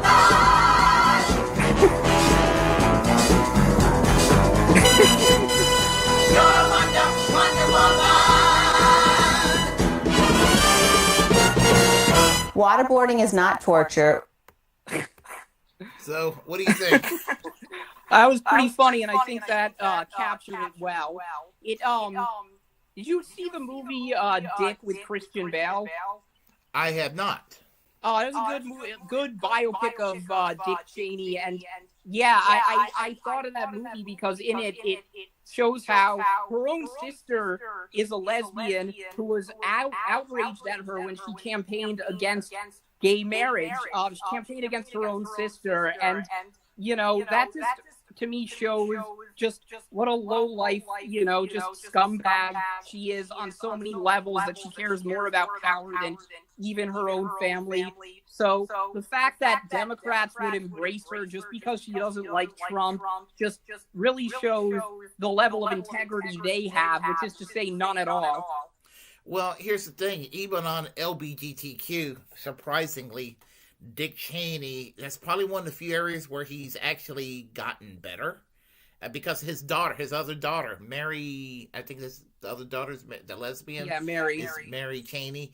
In that movie, I did see the clip from the movie where he's talking to George W. Bush when George W. Bush was asking him to be his VP, and he said something about, well, I have a daughter, and it's a very delicate situation, and it was just kind of like, hands off of her for what she is, basically, and they were sort of trying to. I guess, if I remember correctly, they were sort of negotiating that, well, in certain areas of the country, he may use this lingo, but he's not going to go and make it the centerpiece or something like that. It was something along those lines. I seem to remember watching the clip. I do know about the movie when you brought it up now. I actually would like to see the movie. But I still think that Dick Cheney... He killed over 1 million people, and that's kind of a bad thing. So yeah, I would say so. Yeah, I mean, I'm glad he's gotten a little more enlightened on certain issues, but but she remained bad all the way across the board. I mean, she voted with Trump 93% of the time. I believe so. Yeah. Yeah. Are you familiar with a podcast called Mike from PA? Mike from PA, yeah, I've heard of it. I haven't listened though. I think he worked with Sam Cedar years. I mean, I don't think that he's doing as much as he used to, but I think he was trying to make a go at it. But he made a comment one day, and it was just like maybe the 7% of the time that she voted against Trump was probably issues where Trump was more liberal. Yeah, exactly. And so it was just kind of I for the life of me don't understand how they sit there, in the words of Breonna Joy Gray again, bump fists with the Cheneys, the Harris campaign. How in the world they could do that? And then they didn't want Bernie Sanders anywhere near them, near the Harris-Walz campaign. But, hey, everybody, look, Dick and Liz Cheney loves me now. I'm like, it makes me 100 million% glad I voted for Jill Stein.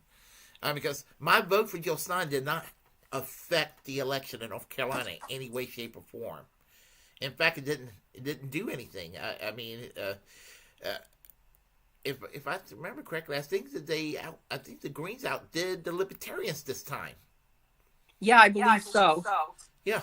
Interestingly, I believe Kamala, not Kamala, I believe Jill Stein actually won a few precincts in Dearborn, Michigan. I don't know if that's for sure, but I believe so.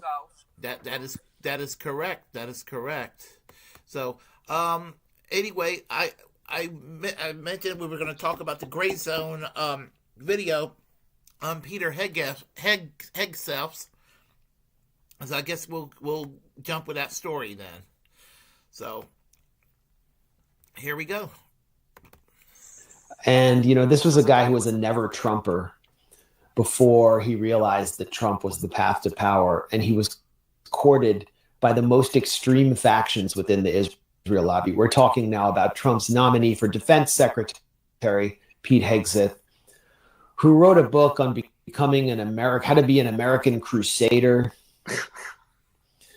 And this is him in Jerusalem at an event sponsored partly by Ateret Kohanim, which is the group that raises money from the U.S. and around the world to colonize East Jerusalem, areas like Silwan, where Palestinians face violent home demolitions, and to eject people from their homes, indigenous Palestinians, and just put Jewish settlers in hours later. And he was taken on a tour of the most extreme settlements in the occupied West Bank.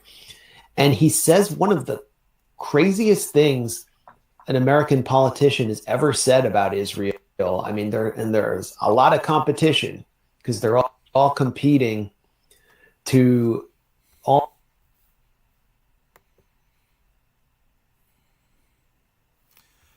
Hold on a second. I don't know what's going. Okay, I don't know why it's buffering, but it's buffering. Let's see if it works now.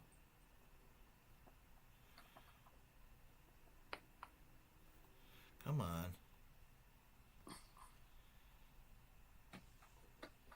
You know what I'm tempted to do? We should go back to the story in a few minutes. All right. Sometimes these videos they'll buffer, and we'll let it do its thing, and you know we'll just come back to it in a few minutes, and we'll go with the next story. Sorry about that. No worries. I don't want to sit there and play with the computer all day long, you know. Yeah, understandable. We all know how evil Debbie Wasserman Schultz is. I guess that, you know, no introduction to that. Anyway, Jen Perlman, she has have you ever seen her podcast, Generational Change, Joey? I don't think I have, no, but I'm familiar with Jen Perlman, and I've seen her interviewed on other shows before, and you know, including yours actually, and I'm a fan of hers. Yeah, she rocks. I like Jen. Anyway, here she is with Peter, and she's interviewing Steve Grumbine on basically what people are talking about now, about Bernie hinting at a third party. And this is sort of like a prelude. So I think what they have to say is a little more relevant, because we know we've been hearing around Bernie Sanders talking about a third party again, which I have a lot to say about that as well. So we'll go ahead and play this video and I guess get a little bit of a discussion out of it.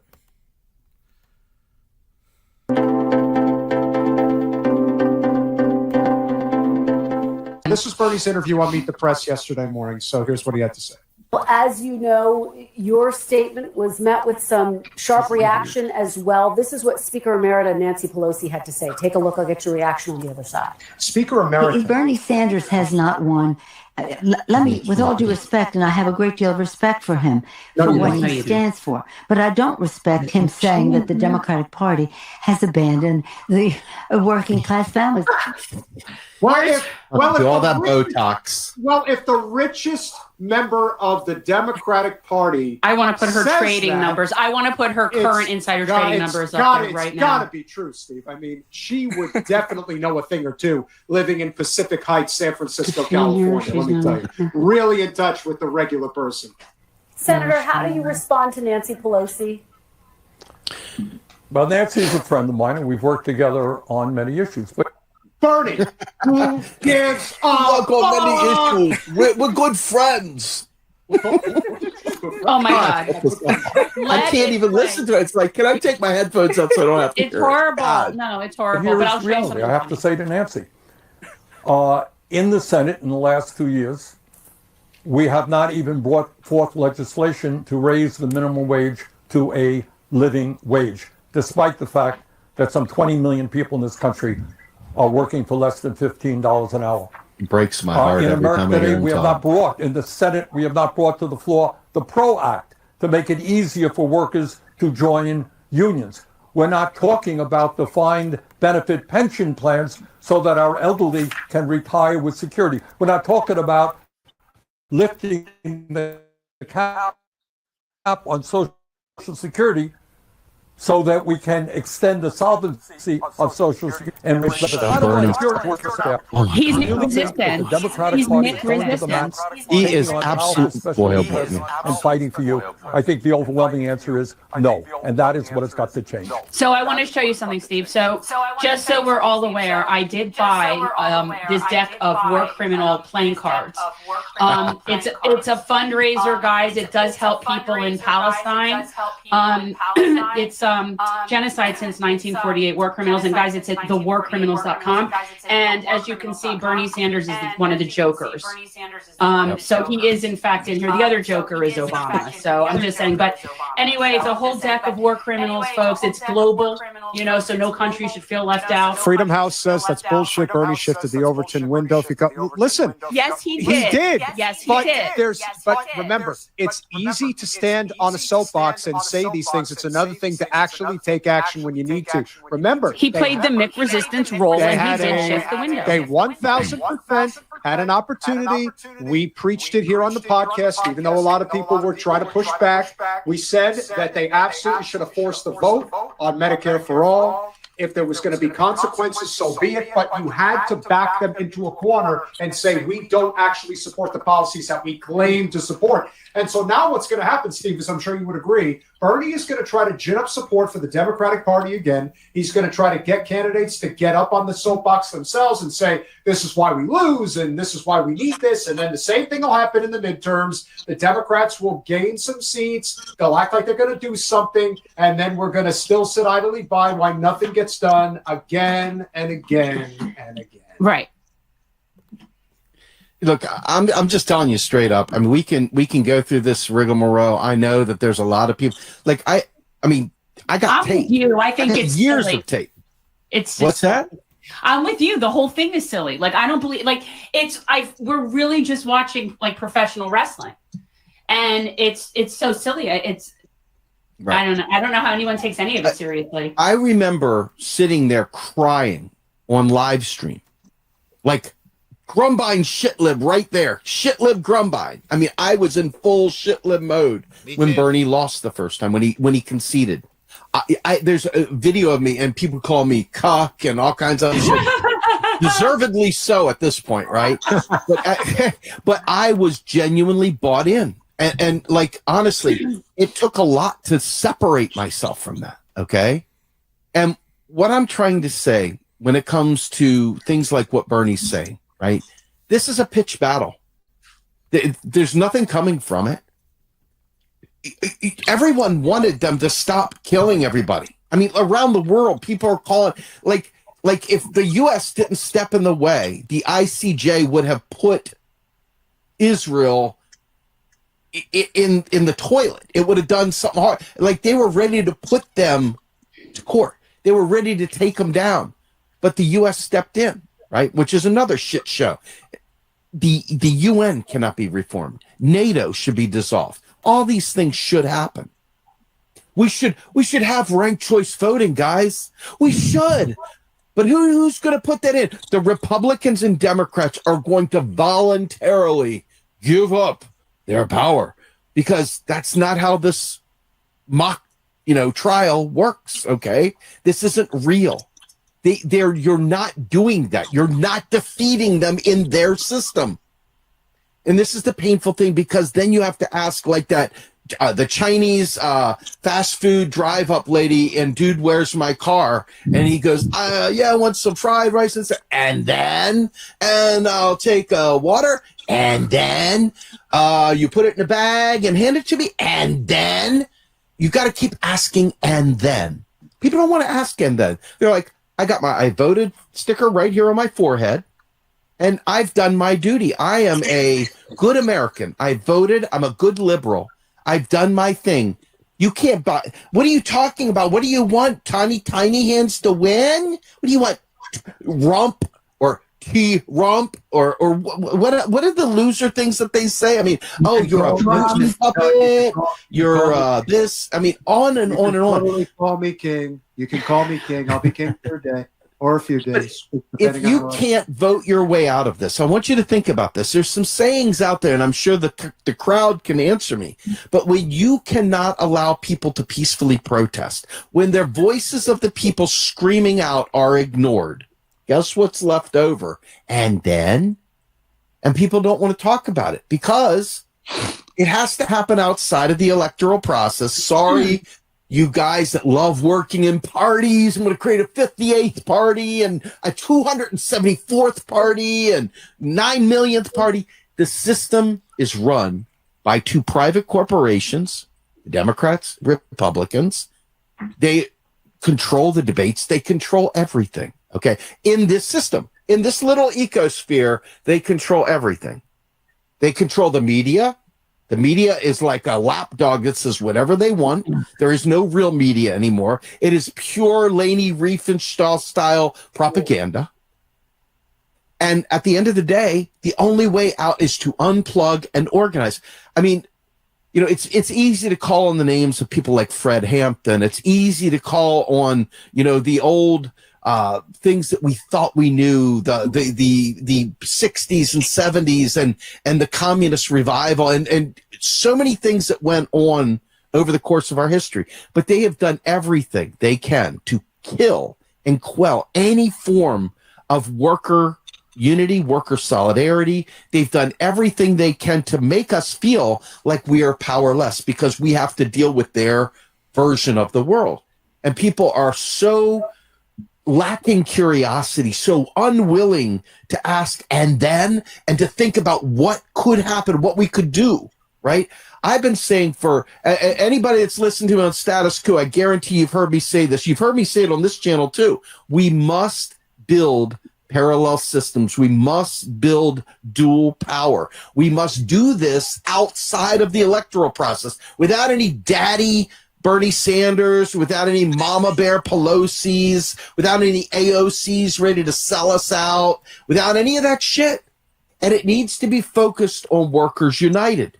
It needs to be citizens united for real, like a real citizens movement, a movement of people, okay? And until we do that, as long as we allow the D and the R to define who we are as people, and eliminate us from talking amongst each other, there will never be that. And the other thing that's really important, it is so important to have an understanding, a theoretical framework of understanding capitalism, not just fascism that we throw around like a fucking tin can. I mean, really, truly understand capitalism, understand state capitalism, which is the merger of corporate and state power. And that is fascism. Okay, and that is what we have right now. We already have it. Yeah, right. Before Donald Trump, Anyway, but until people are willing to stop just suckling on the sugar, suckling on the gummy bears, okay, and start going in for the real meat and potatoes and digging in. And I'm telling you, it may not start with 1 million people. It may only be 20 people, 30 people, 50 people, 100 people. It needs to build from a nucleus, a strong nucleus of people that understand and can express and train people up. Because right now what's happening is we're splintered into 1 million tiny little fragments. And there's always these little cool kids clubs that are very exclusionary, very uneducated, by the way, but they have the power, they have the momentum. And this is what has happened, is this kind of anti-intellectualism that has taken over. And it's because the intellectuals in power have lied to us nonstop. Okay? The Constitution, I thought was very important. The Constitution was written by wealthy white slave owners. It was not meant for we the people. The people out of doors is you and I. When they talk about the people out of doors, they're not talking about just slaves. They're talking about everyone other than the moneyed class. The landowners, okay? There was no real revolution for us in this country. There was no U.S. revolution. It was a bourgeois rich people said, I don't want to pay the tithe to the crown anymore. I'm here, man. This is mine. I'm the king here now, okay? And if you read your Howard Zinn, you'll learn a lot about this. And you can go deeper and deeper in that rabbit hole if you're willing to. But it's important to really understand that there's nothing about this system. There's nothing about the people in power There's nothing about the ruse that's pulled over us that is reformable. It's simply not reformable. And you can try till the cows come home, but there's a million parliamentarians, there's a million bulwarks against popular support, against populism of any variety.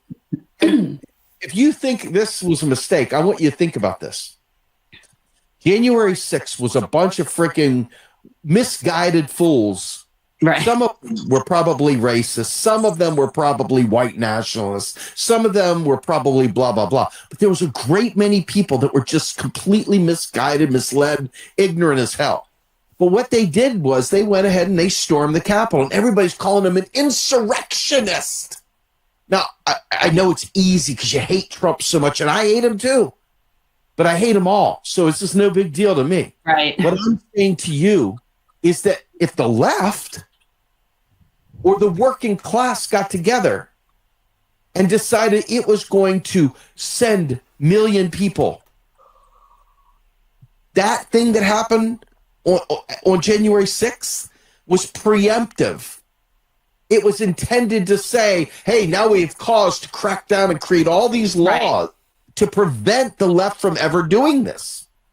Okay? It's so unfortunate because there's people screaming, right. The people on the left that were so happy with that were thinking that's so great that we shut that shit down. And I'm like, was it though? Was it? All I could think about was if we ever really truly wanted to stop a genocide, what level will we be willing to go to make our government stop doing it?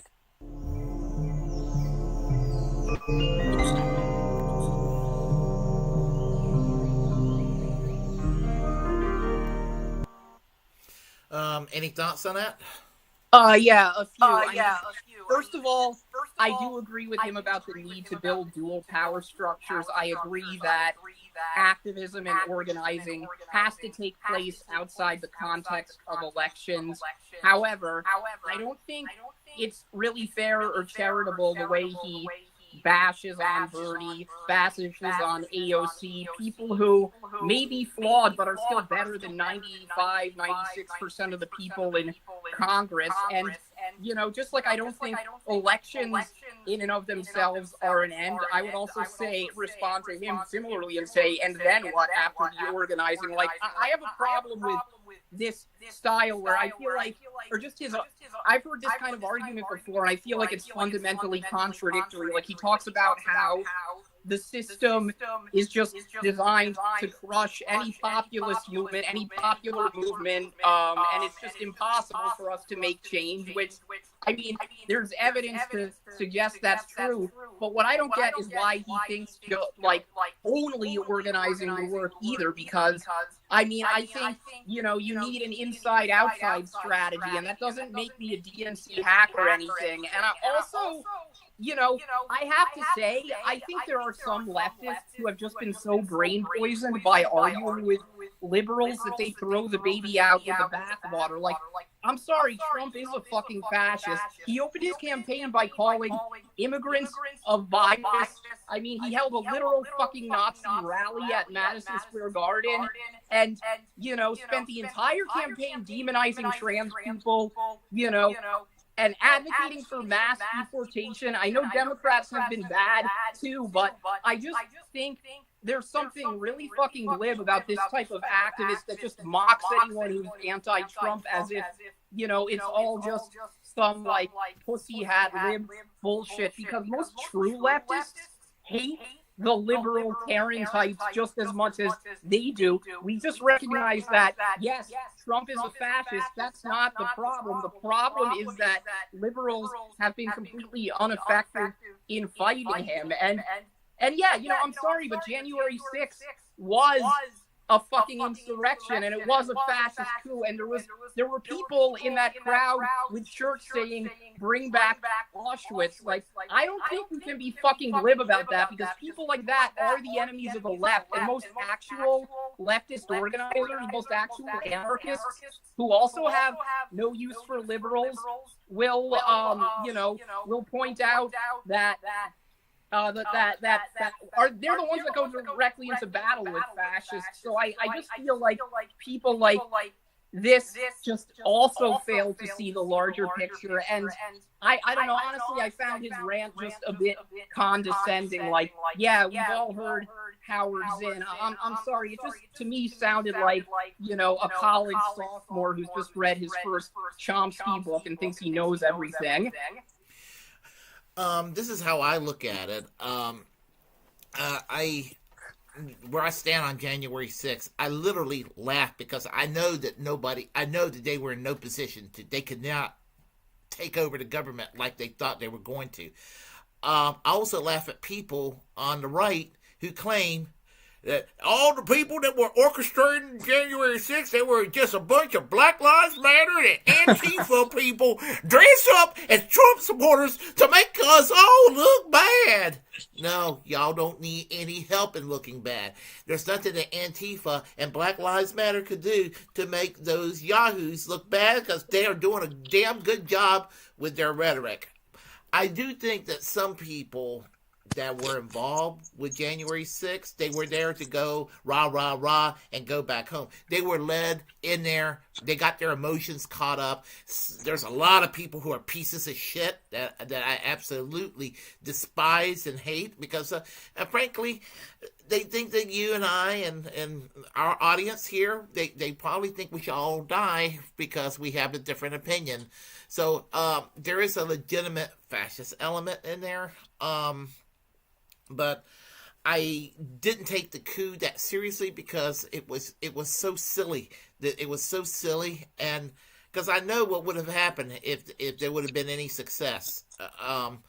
The military would have come in there and take over, and we would be under martial law until things get back to normal. They're not going to let these 3%ers and militia types take over the government. So it was even stupid for those right-wingers to even, the ones who are literally trying to recreate the Turner Diaries, Day of the Rope, what have you, because I saw that big old ass noose that they had out there, like hanging people, wanting to hang people. They wouldn't have been able to make that happen because I think that we are such a powder keg society. I know I'm not going to be taking orders from some shaman motherfucker with body paint all over him. That clown, yeah, that clown. I mean, yeah. I mean, it just I don't know. But what I do agree with him is we need to create alternative institutions. You know, the alternative power. You know, to try to undermine. You know, by mutual, I would say mutual aid, so when if there's a strike, the people who are striking, they don't have to financially suffer during the strike. That's a great way to do mutual aid, that sort of thing. I think that's kind of what he's calling for. He's frustrated, in my opinion. So am I. And liberals are frustrating, because, like one person said, I don't know who said it earlier, says scratch a liberal and you'll find a conservative. And that's what the Democratic Party is for the most part. Bernie, AOC, what have you. Bernie had the answer to the rail strike. He proposed a bill that will give 7 sick leave days to the workers. And when that bill was submitted to the U.S. House of Representatives, AOC voted against a Bernie Sanders bill. That's what really turned me against her right there. It was bad enough she didn't do force to vote. But when she started doing that, I'm just like, really? Yeah, I do agree that was a huge disappointment. And yeah, I mean, I'm completely with you on the fact that liberals are feckless. But I would argue that, if anything, and I guess this is my disagreement with people like that who just tend to think liberals are too obsessed with Trump. I mean, I think, if anything, they let Trump off the hook too easily. Like, if you want to talk about January 6th, I mean, honestly, I think Trump should have been put in jail for inciting that, and like an actual leftist government would have cracked down on reactionaries harder. I mean, I'm not a fan of authoritarianism or any kind of authoritarian state, but let's be real. They're going to come after the left either way. And if, the state occasionally wants to throw the books at some actual fascists, I mean, maybe we disagree on this and that's fine, but I'm okay with that. And I just think that, like, I think I already made my point, but I guess in the larger sense, I do agree that we need to build parallel power structures. And, I think he's a bit too cynical, though, because, I mean, I think to some degree that is happening. I mean, I'm plugged into anarchist networks. I, have been involved in DSA in the past, and DSA has done a lot of good community organizing. They could do a lot more, but, the system is obviously very powerful, and it's hard. So, I guess I don't have any easy answers. None of us do. None of us got the easy answers. If they were easy, we'd be discussing something else. But I think, like for example, I think that it was dumb to suspend Trump's account from Twitter, but allow him to run for the president. I think they had an opportunity to say he's not allowed to run for president again. They had an opportunity, and I would have been fine with that. I would have been fine with lawfully not allowing Trump to run for president in 2024. He can keep his damn Twitter account, and he can sit there and sound like a knuckle-dragging Neanderthal all day long, for all I care.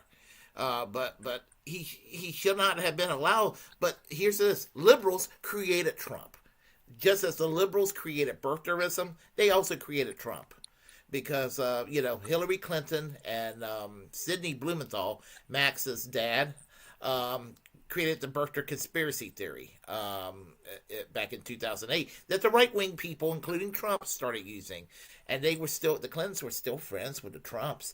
And in 2015, I really believe there was some kind of golf game where Bill and Donald were playing golf, and he'll be like, "Hey, Donald, I'm not saying you should run for president, but if you were to run for president and run against my wife Hillary, I think that I think you could be a very wealthy man, wealthier, probably 4 times more wealthy than you are right now, because she knows the system pretty well." I think that was probably what happened. I have to say, you do an incredible Bill Clinton impression. That was perfection. Actually, I could do a mean Mitch McConnell impression, too. Oh, let's hear it. All right. Oh, it's too bad. My friend Warren that was here, he's on another podcast right now. He loves it when I do an impression of Mitch McConnell. I'm Mitch McConnell, and I'm an asshole. I'm Mitch McConnell. I'm That's an great. asshole. Great. Yeah. I'm an out-of-touch Republican Kentucky oligarch. Yeah. Yeah, so I love it. I don't know how to do a Donald Trump impression. Other people can do it. I could never. That's why you don't ever see me do Donald Trump impressions. I just don't have that knack of sounding like the orange puffy Frito. So I played this the other day on a video that I took down because I was having audio issues, and we'll go into Max Blumenthal and Aaron Mate in a second. But I'm going to play a little snip from this video here. Because it was so damn funny. Speaking of Bernie Sanders, let me go back to the beginning here. Understand that while President Biden has some very significant accomplishments. Let me go back to the beginning. I'm sorry. Hold on. Like what, Bern? What are those? Let me go back to the beginning. In case you haven't heard, there's an election coming up this November, and it's the most important election in the modern history of our country.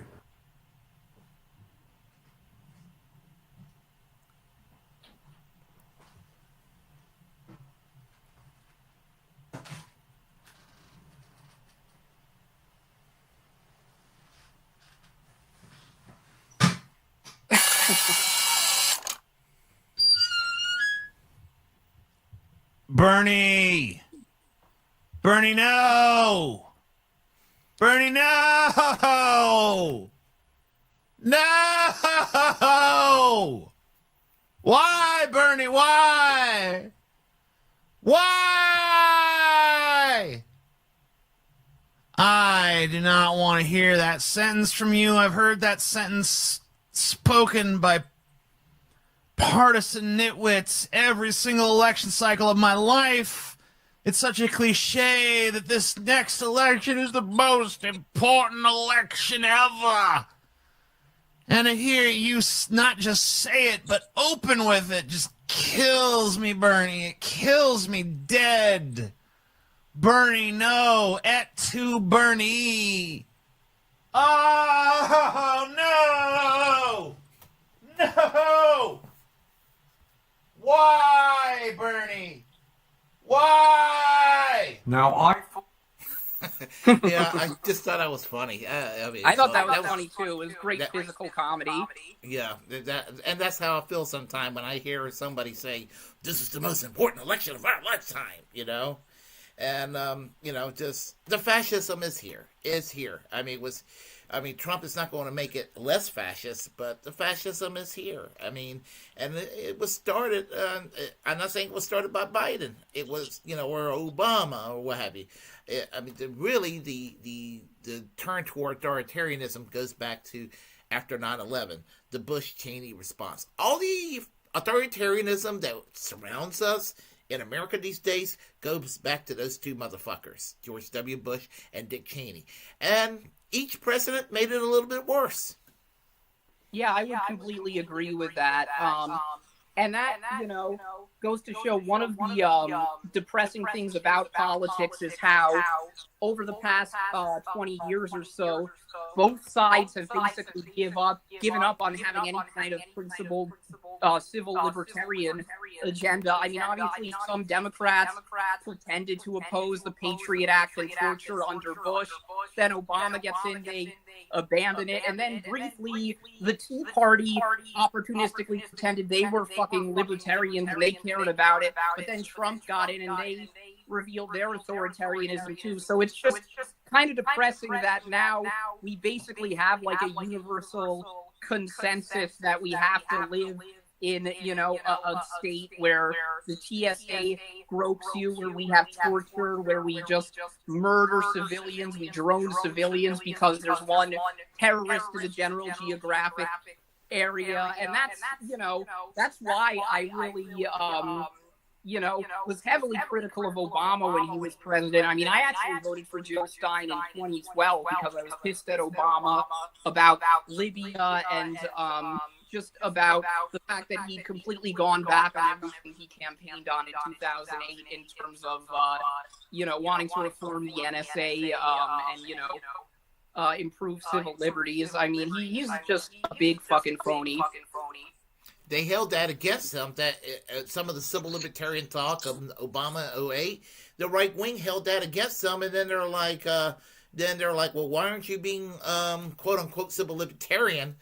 When that's exactly he did exactly what they wanted him to do. So just and even Obama himself bragged that in the 1980s he would have been a 1980s moderate Ronald Reagan Republican. And there's no in the 1980s. That's what he is now. Yeah, pretty much. Yeah, that's what the Democratic Party became. Back in the days when he was reading Foucault to try to pick up bisexual girls at Columbia. Yeah, there you go. But as I said, the people a lot of these people who believe that Obama's this secret Kenyan-born Muslim, they're too stupid to realize who created the conspiracy theory. It was Hillary Clinton, and the very same person who worked with Trump to rig the GOP primary. They were busy rigging it against Bernie Sanders. I have no love for Hillary Clinton. I have no love. So yeah, she's awful. Yeah. So anyway, we'll play this one video. Hopefully we won't have any buffering on this one. This is from the Gray Zone once again. All right. This was a guy who was a never Trumper before he realized that Trump was the path to power, and he was courted by the most extreme factions within the Israel lobby. We're talking now about Trump's nominee for defense secretary, Pete Hegseth, who wrote a book on becoming how to be an American crusader. And this is him in Jerusalem at an event sponsored partly by Ateret Kohanim, which is the group that raises money from the U.S. and around the world to colonize East Jerusalem, areas like Silwan, where Palestinians face violent home demolitions, and to eject people from their homes, indigenous Palestinians, and just put Jewish settlers in hours later. And he was taken on a tour of the most extreme settlements in the occupied West Bank. And he says one of the craziest things an American politician has ever said about Israel. I mean, there's a lot of competition because they're all competing all these American politicians are all competing to be Netanyahu's Shabbos Goy. Not that he observes the Sabbath, but you know what I'm saying. Listen to what he had to say. And today, Jennifer and I and others had a chance to go see the Western Wall of the Temple Mount, the Western Wall tunnels, so much of the old city. And as you stand there, you can't help but behold the miracle before you. And it got me thinking about another miracle that I hope all of you don't see too far away. Because 1917 was a miracle, 1948 was a miracle, 1967 was a miracle, 2017, the declaration of Jerusalem as the capital was a miracle, and there's no reason why the miracle of the reestablishment of the temple on the Temple Mount is not possible. I mean, that's apocalypse talk right there. He's basically calling for the destruction of the third holiest site in Islam and the construction of the third Jewish temple. He's endorsing the agenda of the most extreme factions of Netanyahu's coalition government, which is the most fanatical government in Israel's history. And you rarely hear someone who has any influence on a national level in U.S. politics going that far that I can remember. We're kind of running short on time here because I got to go to work in a little bit. But what's your take on this motherfucker for Secretary of Defense? I think that's fucking terrifying. Especially given the rising tensions between Israel and Iran. I worry that he could lead us into a nuclear war. And I have to say, I did a double take for a second, not to be too cheeky, but when he was talking about the miracle of 1917, I was thinking for a second, wait a minute, is this the wrong clip? Is this some tanky? But no, it's just a lunatic Zionist. And yeah, he does terrify me. Yeah, he is terrifying. He is terrifying. This is the kind of, and having Mike Huckabee as ambassador to Israel, and having people like John Hagee around someone like Trump. These evangelicals, Christian nationalist type. It's absolutely just insane. It's like, can we make things more insane than it is currently? And we're getting there. Yeah, that's for sure. Yeah, we're getting there. And I'm just hoping, since we're stuck with Orange Man, I'm hoping he has a John Bolton moment with some of these motherfuckers and fired them for hurting his ego. Yeah. I'm just hoping that maybe they accidentally step on his toes. You're fired. I don't know if that was a good impression of Trump or not, but it was good. And I would say that I think that's definitely going to happen with Musk because with those two egos, it's just inevitable. They're not going to be able to get along for long. Oh, I've heard that Trump is getting tired of that. I can't get rid of him. So it's going to be. I'm going to root for Trump on that one. I hate Elon Musk that bad. On that one, I'm going to root for him steamrolling over Elon Musk because that motherfucker needs some humility in his life. I could see Trump ordering him deported to South Africa. Yeah. So anyway, makes me glad I'm on Blue Sky. I'm staying on Twitter, by the way. I'm not leaving Twitter. Elon Musk, his rubbery face is going to have to kick me out of Twitter. So that's where I stand on that. As I said, I have to go to work in a short while. Do you have any final words? I would just say to everyone, stay strong, keep fighting, and don't lose hope.